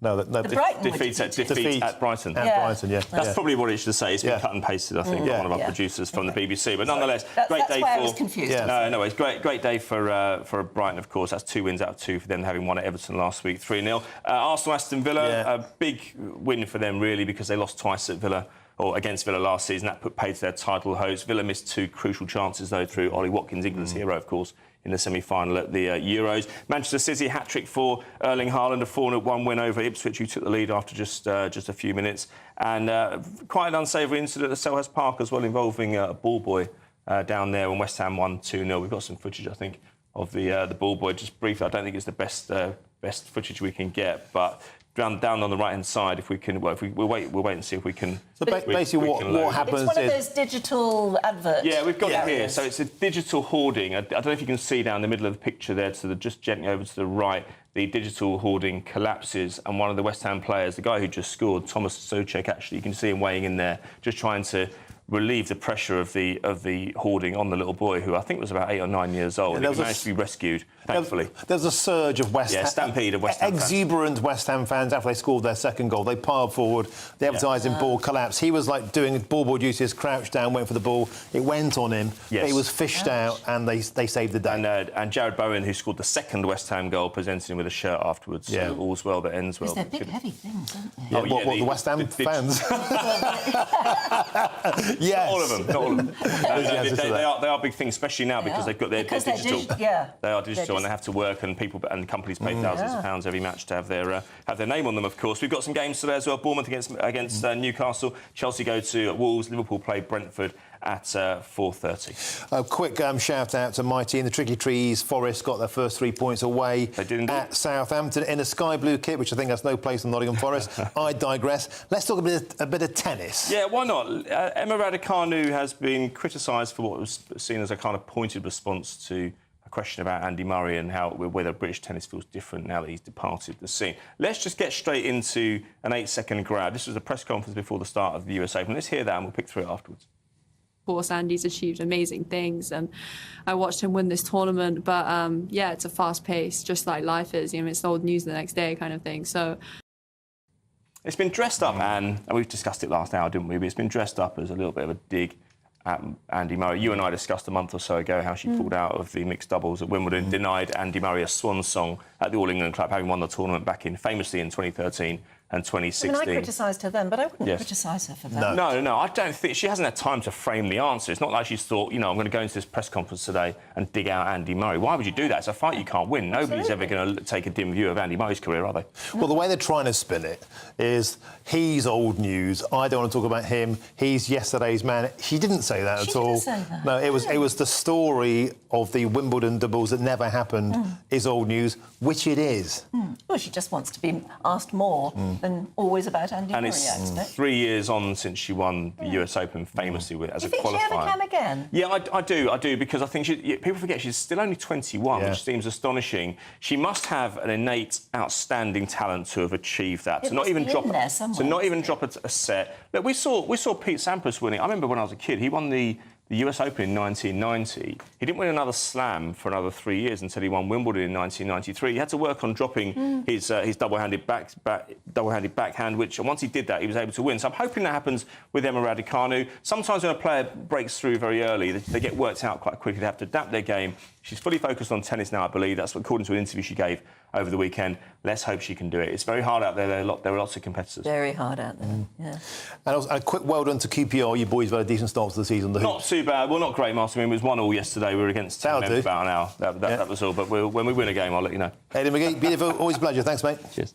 And we'll be looking through the papers in a bit, including this story about Kirsty Allsop, the TV presenter. She's come in for a lot of criticism. She's fighting back.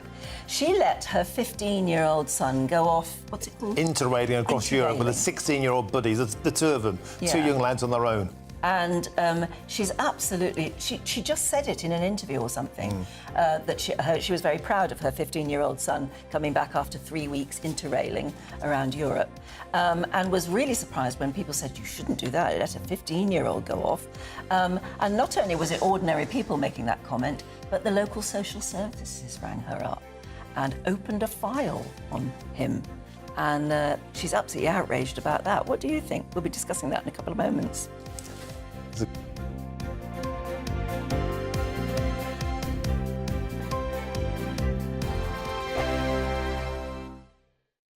Join me, Neil Oliver, every Sunday night at 6 p.m. on GB News. And if an hour is not nearly enough for you, go to gbnews.com for special extended episodes online every Friday at 9 p.m, where we can truly get into the nitty-gritty of what's going on. GB News, Britain's news channel. This is GB News, Britain's news channel. Michael found the recipe for success without going to university. Instead, he went looking for answers inside of a kitchen. The 22-year-old has just finished a level 2 course in professional cookery at UCB, a college in Birmingham. When I started UCB, I was expecting to be so intense from day one, but it's not. It sort of builds up, so to the point where you get comfortable. And building that comfort is a huge part of becoming a chef, because you need to be comfortable being in your own skin. This week, tens of thousands of students get their A-level results. The college wants them to remember university isn't the only option after school, and West Midlands Mayor Richard Parker agrees. University is the right route for lots of our young people, but there are other pathways to getting access to qualifications that will give young people the skills they need to succeed in life.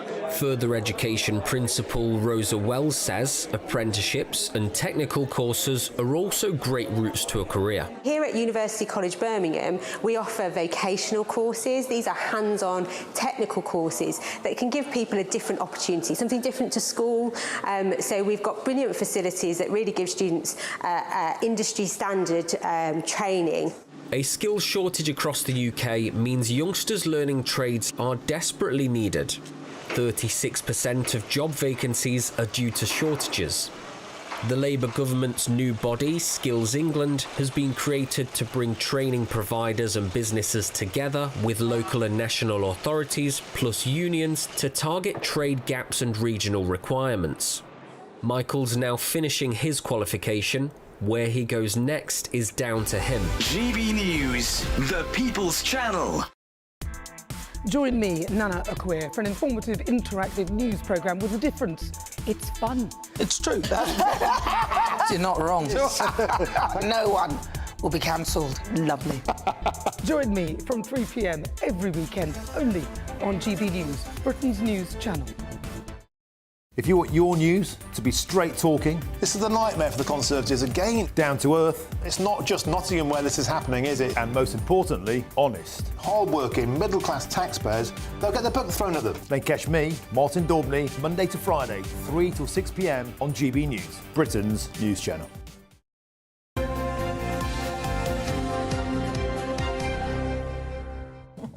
Time to go through the newspapers, and joining us we've got Emma Burnell and Tom Slater, who've been so patient all morning. Now let's get stuck in to Emma. You've been looking at the Mail on Sunday, which has led here on the Kirsty Allsop story. Can you tell us what it's all about? So there was a complaint made to her local council and their social services department about her 15-year-old going on holiday on his own. And she's obviously deeply, deeply upset about this. There seem to me two elements that we could discuss on this story. I mean, frankly, I went on holiday when I was 15 on my own. It did me the world of good. Did you? Where did you go? What did you do? I went to Italy. I went camping in Italy with some friends. Yeah. It was a campsite I knew very well because I'd been there previously with my family. We had an absolute blast. And I think, frankly, there needs to be gradations of growing up. We can't treat 15-year-olds as if they're 8. We shouldn't treat 8-year-olds as if they're 15. And I think we are getting a little bit too overprotective of teenagers. But I think the other element of this story that interests me, And it's very complicated because if you are in a social services department and a complaint is made, you have to follow that up. Yes, you'd be negligent. You'd be absolutely negligent if you didn't. But where we can't guard against is malicious complaints being made, and there has to be a discussion, and I know this has happened elsewhere. My local MP has had complaints made about her by anti-abortion activists because she's very outspoken on women's rights. And people using what should be the social services there to keep and protect us people maliciously like that is a real concern and real worry and a real waste of public money as well. And yet, Tom, I've got a 15-year-old son. No way on God's green earth would I trust him to go interrailing on his own. And that's not because he's a tearaway. Far from it. Yeah. He's actually quite an innocent, sort of young lad. There's a lot of trouble out there. I went travelling when I was 21. I went around the world for a couple of years. At 21 is a world of difference from 15. At 21, I went around America because I wasn't going there till I could drink. Yeah, well, fair enough. But it brings the point that if something had happened to him, and also a class issue. Kirsty Allsop, he went interrailing with friends. If that was a lad from a council estate and this story got out, I think the reaction might have been very, very different. Like, feckless Britain. Yeah, bad mothers. Absolutely. There are always those sort of double standards baked in, aren't there? But I think it does come down to the fact that parents should have that kind of latitude to choose. They shouldn't be necessarily judged if they think, this kid's up to it. He was going with another lad who was 16 years old, so he's obviously on that kind of borderline. Nearly 16 doesn't sound as bad as 15, I suppose. But there has been this problem with, it's often called helicopter parenting, this kind of over-concern with kids, going everything from the scale of not letting them walk to school until they're much older, through to feeling that level of concern about them just going on a holiday. Even if you think, I know this other kid, I trust him, he's sensible. I think parents should be able to make those decisions. But there's this culture of, I guess, hyper-concern, but also, as you were saying, Emma, this ability to just make vexatious complaints. And really, I understand that there's always going to be that concern, whether it's this case or any other. Why wasn't something raised? Why wasn't something followed up? But surely you should trust social workers enough to say, this is obviously over the top. This is obviously vexatious. This should be pursued. This shouldn't be. When it becomes a box-ticking exercise is when things get bad, I think. Kirsty herself was very upset to be contacted by social services at all. But obviously, as you've said, somebody alerted them to what they thought was a concern. And the social services officer said, well, we have opened a file on your son now because that's what we have to do. Yeah. And Kirsty said, well, you can close it again now, please. I don't want there to be a record of this being a problem. I'm afraid that she can't control that process. Yeah, and she said, I'm sorry, but actually we have to hold on to that file. We keep it open until he's about 25 or something. Yeah, there you go. I mean, I think the problem is, I absolutely understand where Kirsty is coming from. I'm not calling her Kirsty as if we're bestie mates. First names. But equally, a parent could say, but I'm not abusing my child. How dare you? Please close the file. And then, of course... Yes, and what if they were? So there has to be a process that is followed. And we tend in this country to swing wildly from one extreme to the other when it comes to things like social services. So, for example, there was a massive... what was called the satanic panic, and lots of children taken away from parents because it was alleged that they were in satanic rings. It was all complete nonsense, and social services were seen to have and did massively overreact and overtake. Were over gullible when it came to that. And so then there was a huge move away from ever removing children from their families, and then you got cases like the Victoria Columbier. So social services can't win, essentially. No, they can't. It's in their business, they really can't. Yeah. I suppose the next question is it responsible parenting to let a 15-year-old go off interrailing around Europe? I wouldn't do it. I think it should be down to the parent and the child. Like I say, I mean, I did it. It was great. And I don't... my parents were quite happy for me to do it. I was quite a grown-up 15-year-old. Is the world different now, though, than it was then? I don't think it is, but I think what Tom was saying is what's different is the way that we parent now. I played on the street. Admittedly, I lived in a street that was shaped like a capital A, so there was very, very little traffic at the top part of that street.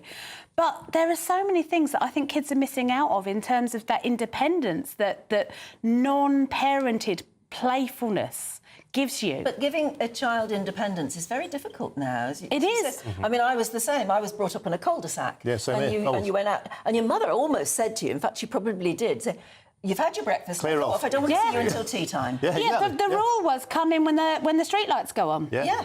And yet we turn around as a society and think, why are kids spending so much time on their phones and on Yeah. screens Yes. or whatever, when, again, there is this hyper caution. And in some ways, you know, the technology has made it so, if that 15-year-old was taking out across Europe 10 years ago, he wouldn't be able to be in constant contact. Absolutely. He wouldn't be able to find out where he is, wouldn't be able to get himself out of trouble if he did, No, get ringing lost, my parents to check in, which I did a couple of times, was actually quite a hassle, whereas now it would just be literally, Absolutely. Well, you could keep a tracker on them as well, couldn't you? Maybe it's just another story of social media overshare. Kirsty Allsop told the world about this, Yeah, and now she's getting a tug. Maybe don't share so much blood and stuff on social. She said it because she was so proud that he'd come back after 3 weeks away with his friend, interrailing around Europe, and she was proud of him. Yeah. And look how it's backfired horribly. Yeah. And I understand her consternation. Having absolutely. a file open on her. Yeah, absolutely. That's horrid. I mean, this is the problem. There's the individual in this case, but then there's the system that you have to have in order to protect people, and it's very, very complicated when those two things don't match. Right, Tom, let's move on to a hot spot, something you speak about a lot, of course, that spiked free speech reforms halted over China links. What's this? Absolutely. So this is a really interesting story. So the Higher Education Freedom of Speech Act, which was passed by the former Conservative government to try and shore up free speech in universities, about a month ago now, the Labour government nixed it. They said that we're not going to proceed with this. They cited concerns about minorities on campus in quite a patronising fashion, in my view, but there we go.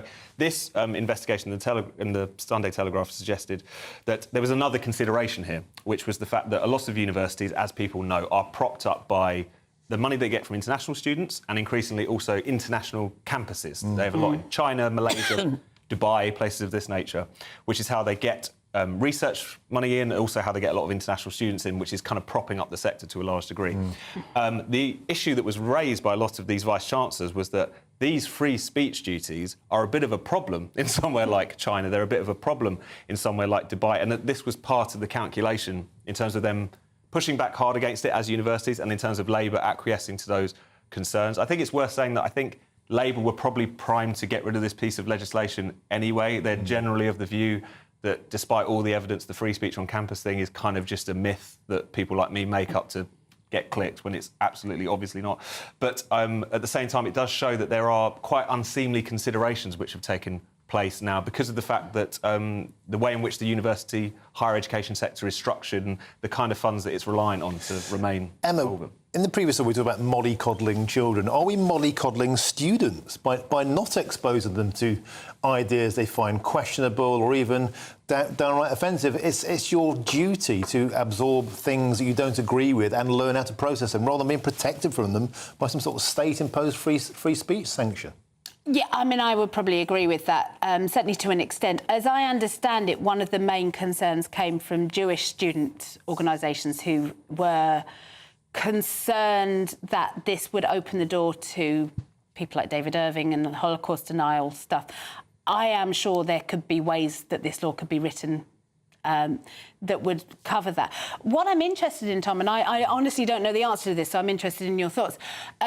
If we were to pass this law in the UK, that presumably wouldn't be able to be applicable to even a UK-based organisation's space in Beijing or Dubai, because they would be covered by their local laws. Absolutely. It's not as if these international campuses are their own little fiefdoms. No, their own rules and laws. exactly. It's not like an embassy. That's what's making me think that maybe this is the grounds for which they were using to push back, but whether or not it was actually any substance to it, there's always those... The university sector were opposed to this bill from the beginning because they don't see it as a problem, which is a terrible state of affairs. But I think this is one of many arguments they were probably wielding to try and kill a bill that they didn't like in the first place. Well, back in the day, back in the 90s, Britpop, were you Oasis or Blur, Tom?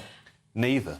Good for you. Tom's too young. Before my time. How old were you when they were at their... I'm trying to think. When was the absolute peak? 95, 96. So I would have been 4 or 5 years old. Oh, I hate you. But, What about yourself? Oasis? More. I was a more of a Blur fan, although ironically Oasis were one of the two that I saw at that point. I was always Camp Oasis. What about yourself? Couldn't give a Yeah, okay. it is breakfast. We almost went there. So anyway, Am I bothered? Oasis are apparently, definitely maybe, reuniting. We've heard this story endlessly. An annual story. Yeah. Getting back together for Glastonbury or something. Are they actually doing it this time around? If they're going to get back together and play properly, they will have to rehearse. Can you see Noel and Liam Gallagher getting through 3 weeks of rehearsal together? I can't. Without arguing. Yeah, without breaking up the band once again. Yeah. Well, it's the 30th anniversary of Definitely Maybe. That's why this story is doing the rounds. In the Oscar and the Sunday Times, it does say there could be 8 gigs. I think Noel Gallagher has said he would do it for 15 million quid. But has anyone even wondered whether they can still do it? I think they Well, I mean, if the Rolling Stones can still do it, they were around. They've never stopped. Well, that is and true. they've both got respective bands, haven't they, that they tour with, and they're still playing music, just not together. But they sort of proclaim to hate each other. Apparently, they haven't spoken in years and years and years since there was some disrespect about Noel Gallagher's missus and not invited to a wedding. It could all be fabricated. It could all be hyperbole. It could just be used to drum up to sell tickets. I reckon if they got back together, it would be a massive, massive sellout success. It would be. Oh, I'm sure it Yeah. would sell out. Yeah. I'm not sure it would be the world's best. I mean, I saw them in '96. I saw them at the peak. I saw them at the pinnacle. I'm happy with that, frankly. Well, I saw them at the V Festival and barely remember it. I have to confess. I peaked. what reason, I wonder? I peaked too soon. Yeah. I got excited. For self-interested reasons, you want to... Yeah. We've just got time to touch on NASA and what's happening up in the International Space Station. If you were an astronaut who'd done all the training and actually got up there for 2 weeks and then told actually it's going to be 8 months, would you be bothered? I certainly would be, but I guess they're trained for this. But yeah, these are two commanders who are basically stuck on the International Space Station because Boeing, which developed this spacecraft to go and retrieve them, they found all of these technical faults with it. It's not working. Elon Musk, I'm sure he was delighted at this news because he's been able to step in at the last moment and say that his own rival Starliner-type craft will go and rescue them at some point in the next year. But it's an interesting one as well, is where it's the sort of thing you don't assume to happen. You think that NASA would be sufficiently on top of things that they would know what to do. We have the call time there. Tom, Emma, superb. Thank you very much for joining us this morning. Thank you very much. Let's get your weather now with Craig Snell. Looks like things are heating up. Boxed Boilers, sponsors of weather on GB News. Good morning. Welcome to your latest GB News weather forecast from the Met Office. Well, we start today off on a fairly bright note for many of us, but rain's already moving in across parts of Northern Ireland and Scotland. And as we go through the course of the day, that does spread its way eastwards. But ahead of it, plenty of sunshine, but that sunshine will become increasingly limited down towards the far southeast as we move into the afternoon.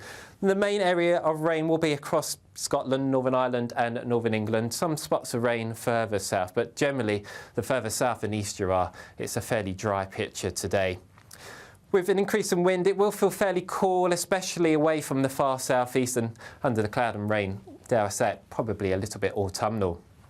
So moving into the end of the afternoon, maybe some glimmers of sunshine just moving in across the far west of Scotland, but for most of Scotland, Northern Ireland and Northern England, it's a fairly wet end to the day. Some heavy outbreaks in places and also fairly windy here too. Further south, across the rest of England and Wales, some breaks in the cloud, giving some late spells of sunshine.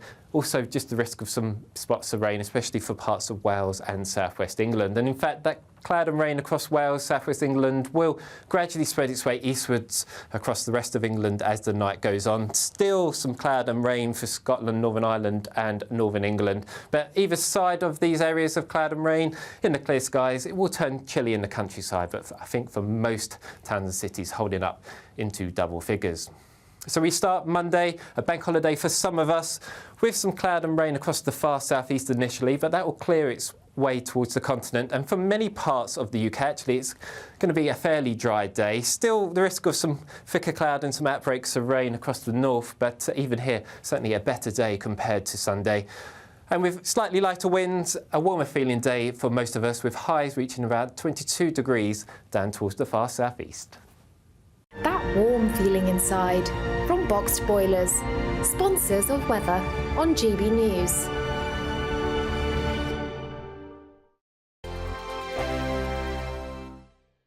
It's the final week to see how you could win an incredible £30,000 in cash. It's extra cash that could really make a difference to your coming year. You could find yourself on that holiday you've always wanted to take, buy that treat that always seemed out of reach, or just send some of those day-to-day financial stresses packing. Time is ticking. Get your entry in now. For another chance to win £30,000 in tax-free cash, text CASH to 63232. Text costs £2 plus one standard network rate message. You can enter online at gbnews.com/win. Entries cost £2. Or post your name and number to GB07, PO Box 8690, Derby DE1 9TT. UK only. Entrance must be 18 or over. Lines close at 5 p.m. on the 30th of August. Please check the closing time if listening or watching on demand. Good luck. Good afternoon, Britain. Weekdays from midday. Prince Harry says we need to be more cautious when adopting artificial intelligence. Yes. AI is scary. And I think a lot of people are scared and uncertain. And I think one of the solutions to that is education and awareness, because it's becoming harder and harder to stem the flow from the source, and therefore really it comes down to all of us to be able to spot the true from the fake. Well, that was a whole load of nothing, wasn't it? Wisdom. Yes, we're going to get the thoughts now of former royal correspondent at The Sun, Charles Ray.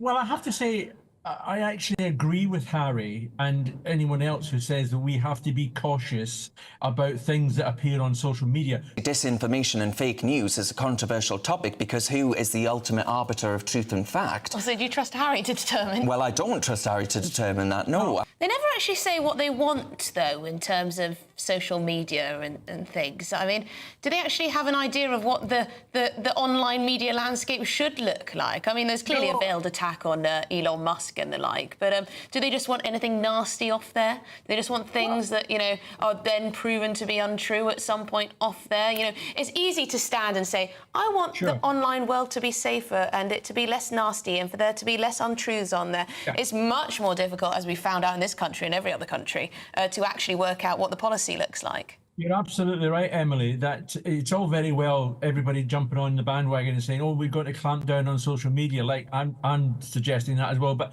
you know, they haven't come up with any solution to it, any program to make it safer and healthier for people to use. The People's Channel.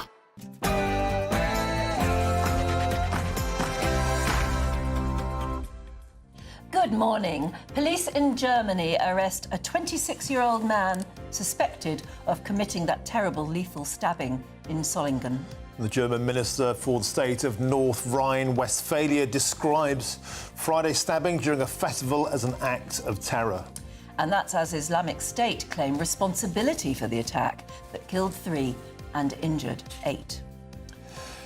And back in Britain, is something rotten in the state of the country? Because Prime Minister Keir Starmer believes so, as he prepares to warn the nation that things can only get worse before they get better in his first major speech in office expected on Tuesday. Italian officials confirm manslaughter charges could be on the table following the recovery of 7 bodies from the tech tycoon Mike Lynch's superyacht. And as Scotland named its best boozer, GB News gets the inside story from its owners. And King Charles names his new Master of the Queen's Music. She's Erilyn Walleran, and she joins us in just a few moments to discuss what she says is the honour of her life.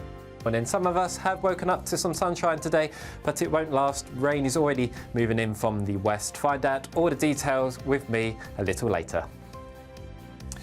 Good morning to you. It's just gone 9 o'clock in the morning. I'm Martin Daubney. And I'm Anne Diamond, and this is GB News Breakfast.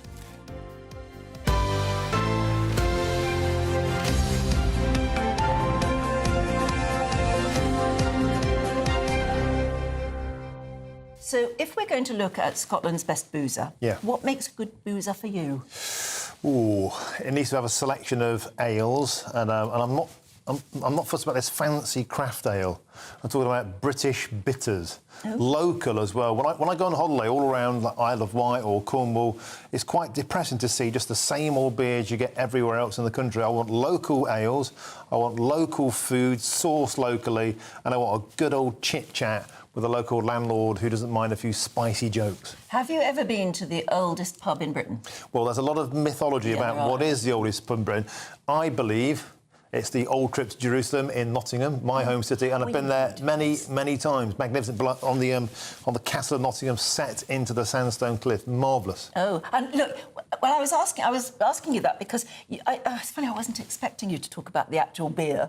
But do you like very old Tudor? Yes. Like yeah, that? I do. I like rustic charm, authenticity, and I don't like the dabbling of major breweries. I like it to feel like a local, special event and something that's been untouched by the hand of change. Yes. I went, because I asked you about the oldest pub, because I went to one that is one of the oldest pubs then. I mean, they call themselves the oldest. Actually, I don't think they call themselves. It has been called the oldest pub in England, anyway.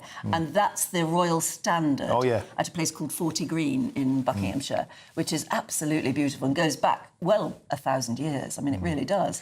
And they serve local, terribly proud of serving local beers. Apparently... And local wines. Apparently, a lot of the oldest pubs in Britain have lied about how old their pubs are. I read an article this week from a comedian in Nottingham again who said they've exaggerated grossly. And most of these places didn't even exist as a building, let alone a pub, sort of centuries and centuries ago. So I sort of largely don't care if I get there and it's a cracking pint. And exactly. And again, a local produce if they can, or something that reflects the area. And a roaring log fire, probably even in summer, because they're always cold inside, actually. And let dogs in. Yes. Make it family friendly. There's always a dog bowl there, isn't there? I like a dartboard, I like a bit of bar, Skittles. And some good, nice sort of home-cooked food, almost home-cooked. I've got a funny feeling we might be doing something along the lines of this a bit later on. It'd be nice, wouldn't it? Yeah. It's Sunday. Yeah, and what's your favourite meal in a pub? I always go for fish and chips. Because they always... pub food always does good fish and chips, I've found. Anyway.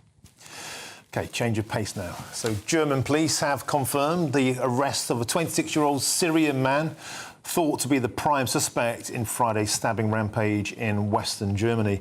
Police have also said the man has admitted to the crime, with Islamic State terror group claiming responsibility for the attack, which killed 3 people. Well, we're going live now, I think, to pictures of a church service, a sort of vigil that's being held in the city of Solingen following the stabbing rampage on Friday night. And it's particularly sad, isn't it? Because that's where they were having a festival to celebrate the fact... This is talking about old places, this is a place that was celebrating something like 650 years of existence. And it's what they were calling a diversity festival as well. It was a diversity festival, and it's since transpired, tragically, that Christians were specifically targeted, the Islamic State claiming responsibility for this heinous act of terror, as it's being called by the authorities there, an act of terrorism.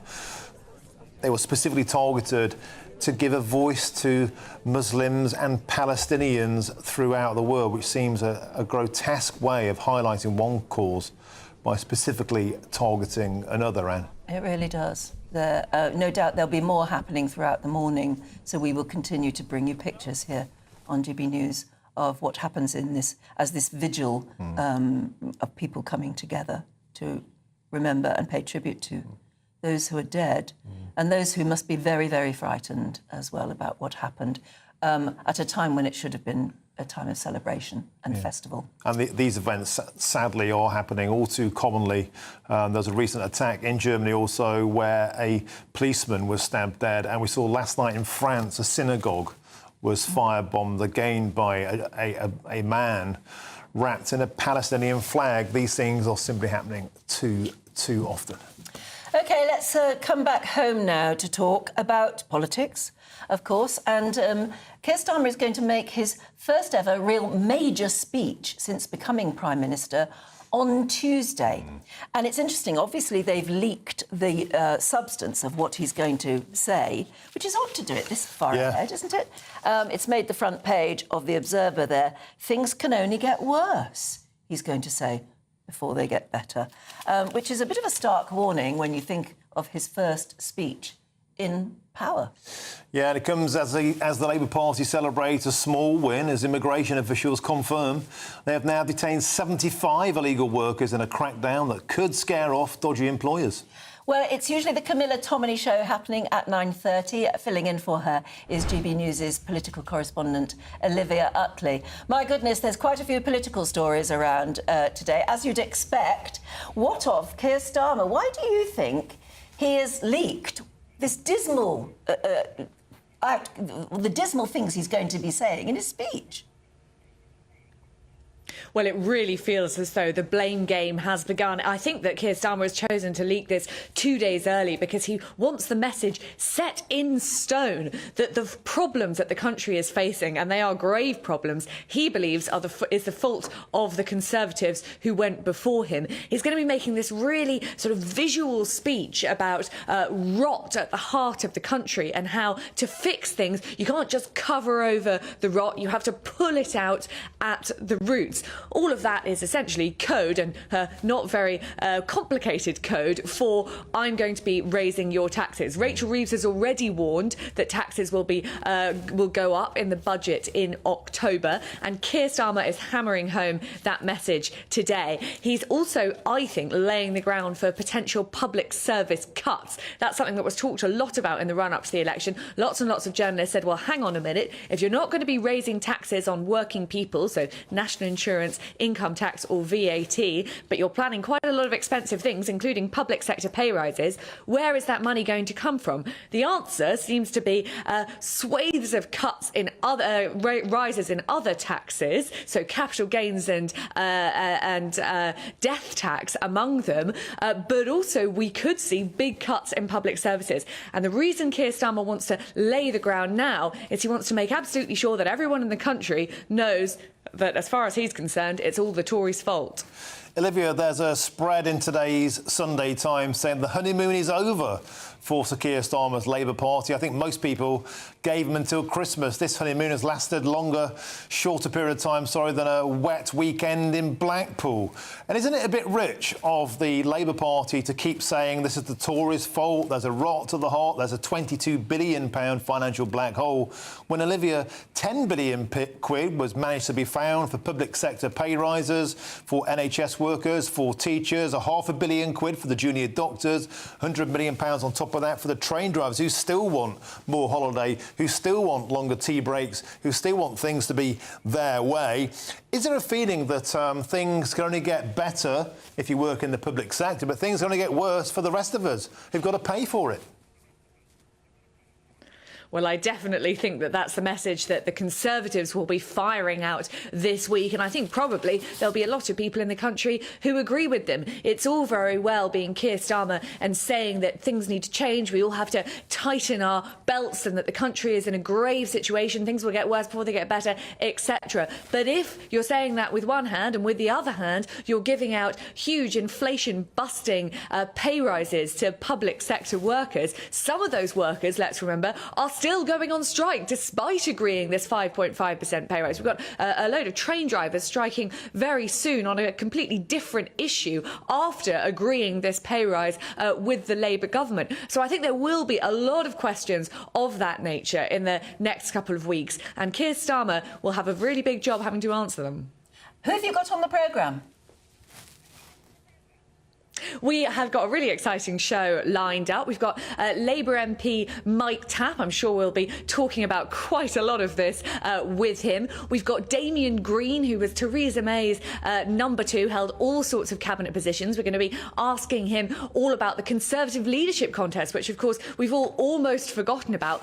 Prison overcrowding is going to be another big feature of the show. We've got Patrick O'Flynn, former Brexit MEP, on to talk about that. And I'm sure Mike Tapp will have to answer some pretty tough questions on that too. And then, of course, to address the terrible situation in the Middle East, this heightening of tensions, we've got Sir Simon Mail. So really, really big, exciting show lined up. And I'm going to be going through the papers with John Sargent, the former BBC chief political correspondent. So please do tune in at 9:30 for my first hosting of Camilla Tominey's show. I'm sure you do a magnificent job, Olivia. At least superb menu you've got lined up there for the Camilla Tomlin Show. 9:30 straight after us. Thank you very much.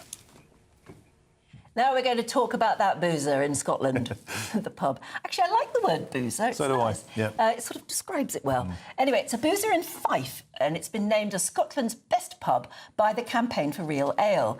The Hill End Tavern was praised for its range of ales, you'd like it, Yeah. friendly locals and authenticity. Oh, you used that word Yeah. as well, didn't you?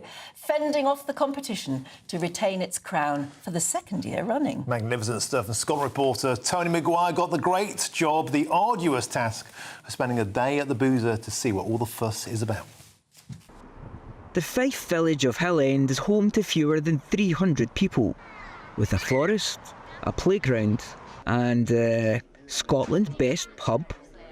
Yep, it's the second year in a row the Hill End Tavern was awarded the coveted title, and husband and wife duo Mike and Francesca only want to take some of the credit, insisting their punters make prizes.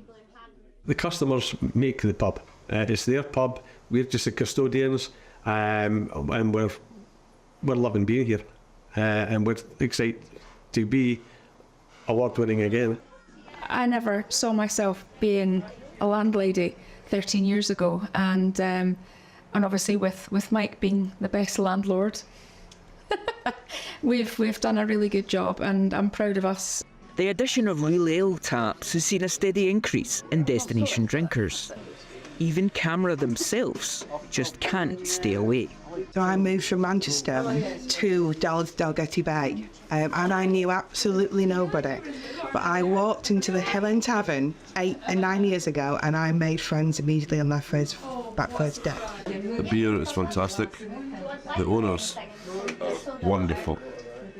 And what they do for the community is far and beyond what they need to do. I mean, a pub's more than beer.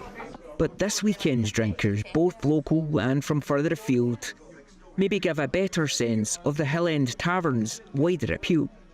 First of all, the beer's great.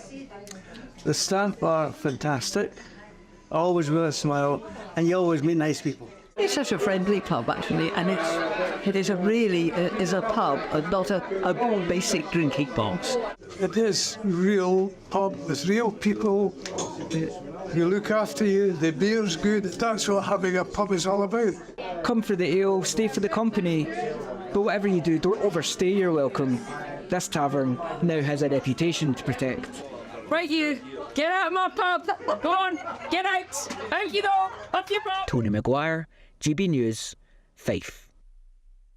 See, for me, and that ticks every single box. Doesn't it? Every single box tick. You know, Dogs welcome. The local ales. The local ales. And also one thing we didn't talk about, and that is the beating heart of the community. Now, when that lady said she moved from Manchester and felt immediately at home, and the Hendersons, the magnificent couple there, the landlady and landlord, said it's not about us, we're custodians, respecting the heritage. It's the people who go who make a pub, isn't it? Every box ticked. Beautiful. Yeah. Well done. Second year in a row. It's pretty darn good. Must be nice. Long way to go for you, though. You won't make it up there for lunch. I'm licking my lips for this lunch, though. Yeah. Yes, I bet you are already. It's time for the Great British Giveaway now. Your chance to win 30 grand in tax-free cash. You've got to hurry, though, now, because lines close on this one, 5 p.m. this Friday. Here's how you get involved. It's the final week to see how you could win an incredible £30,000 in cash. It's extra cash that could really make a difference to your coming year.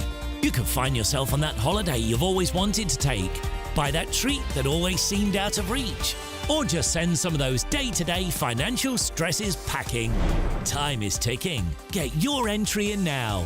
For another chance to win £30,000 in tax-free cash, text CASH to 63232. Text costs £2 plus one standard network rate message. You can enter online at gbnews.com/win. Entries cost £2. Or post your name and number to GB07, PO Box 8690, Derby DE1 9TT. UK only. Entrants must be 18 or over. Lines close at 5 p.m. on the 30th of August. Please check the closing time if listening or watching on demand. Good luck. Good luck with that. Still to come, don't go away. We're going to be meeting the newly appointed Master of the King's Music. That's coming up next. Join me, Camilla Tominey, for a frank and honest discussion with those in power that cuts through the spin and gets to the heart of the issues shaping our nation. You haven't confirmed that you want to stand as leader, but you haven't ruled it out either. This report basically says that he's not fit to stand trial. Is he indecisive? Incompetent? I deliver the dose of reality Westminster needs. That's the Camilla Tominey Show at 9:30 every Sunday on GB News, the People's Channel, Britain's news channel. Hi there, I'm Michelle Dewberry, and I'm going to take a second to tell you all about my show, Dubes & Co. We start off with the issues of the day. We then bring in both sides of the arguments. We get rid of the disrespect. And then you throw me into the mix. And trust me, I'll tell it exactly how it is. And then, of course, the magic ingredient, you at home. We mix it all together, and what have we got? In my opinion, the best debate show in town. Monday to Friday, 6 till 7 on GB News, Britain's news channel. This is GB News, Britain's news channel. Now, this isn't a royal tour, obviously, because they've stepped away from their royal duties. What do we make of how this is being handled out in Colombia with Harry and Meghan? Good afternoon, Dawn. A pleasure to be with you. The couple have had 3 layers of security around them. The big, beefy ex-military boys, who are the bodyguards, close protection. Then there's the outer circle of uniformed police, and then mingling in the crowds, undercover police spotting any trouble. And they've been travelling around the country in a convoy of bulletproof cars with a couple of ambulances in the convoy. When you look at this tour, and as you say, it's the Do It Our Way semi-royal tour of Colombia, the Sussexes in South America. What you can say is the star of the show has definitely been Meghan, and there we see her.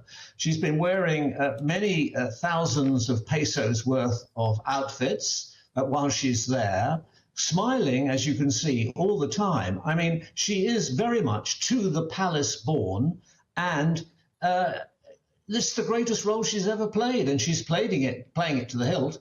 I must say that the prince, sometimes he looks a little bit doubtful, a little bit diffident, but then he warms up when he meets the children or he meets the wounded veterans who will be taking part in his Invictus Games.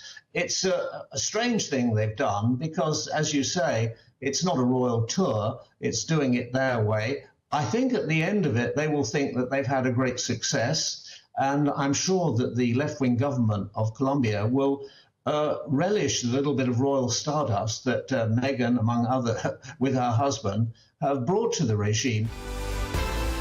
GB News, the People's Channel.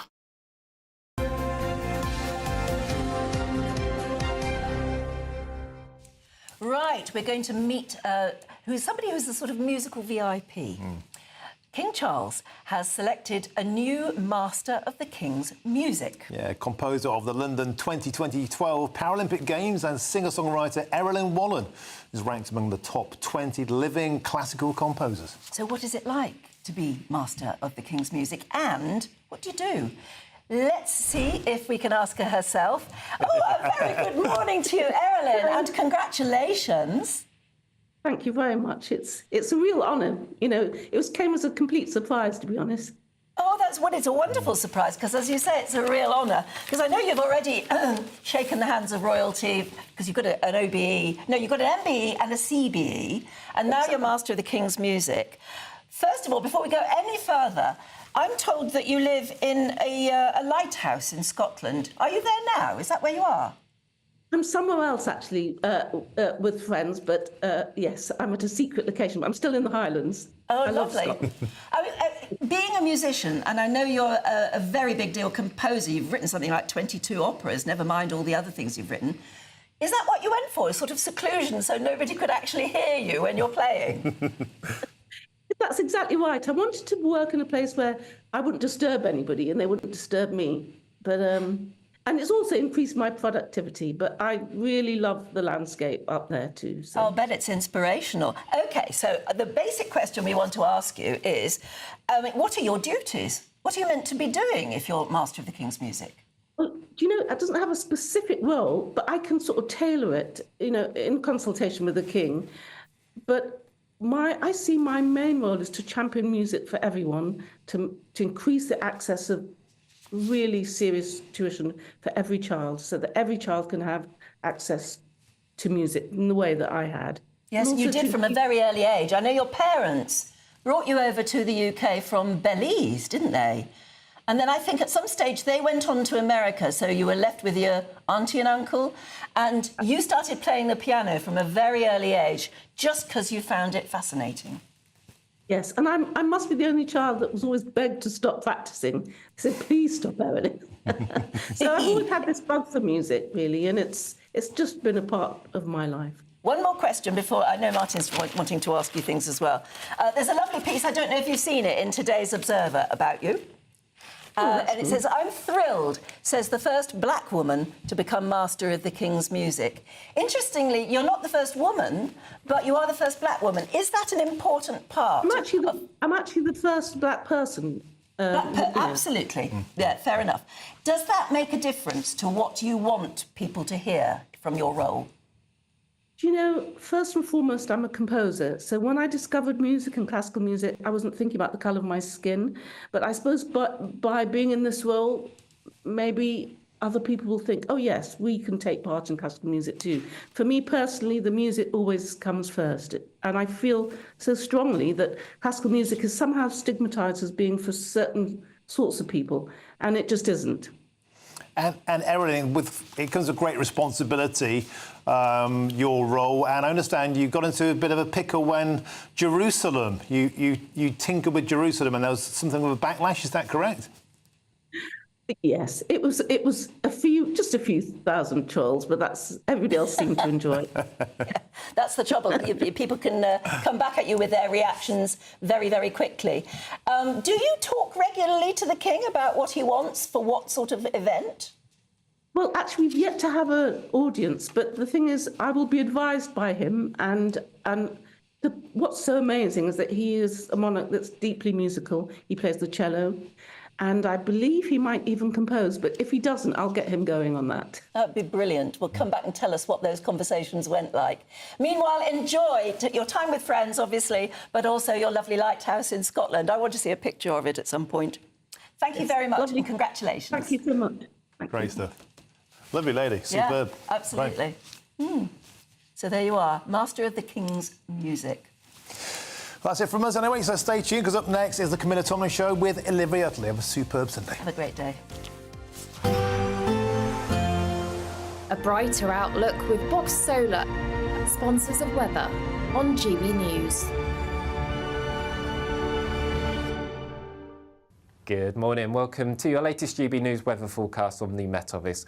Well, we start today off on a fairly bright note for many of us, but rain's already moving in across parts of Northern Ireland and Scotland. And as we go through the course of the day, that does spread its way eastwards. But ahead of it, plenty of sunshine, but that sunshine will become increasingly limited down towards the far southeast as we move into the afternoon. The main area of rain will be across Scotland, Northern Ireland and Northern England. Some spots of rain further south, but generally the further south and east you are, it's a fairly dry picture today. With an increase in wind, it will feel fairly cool, especially away from the far southeast and under the cloud and rain, dare I say it, probably a little bit autumnal. So moving into the end of the afternoon, maybe some glimmers of sunshine just moving in across the far west of Scotland, but for most of Scotland, Northern Ireland and Northern England, it's a fairly wet end to the day. Some heavy outbreaks in places and also fairly windy here too. Further south, across the rest of England and Wales, some breaks in the cloud, giving some late spells of sunshine. Also, just the risk of some spots of rain, especially for parts of Wales and southwest England. And in fact, that cloud and rain across Wales, southwest England will gradually spread its way eastwards across the rest of England as the night goes on. Still some cloud and rain for Scotland, Northern Ireland and Northern England. But either side of these areas of cloud and rain,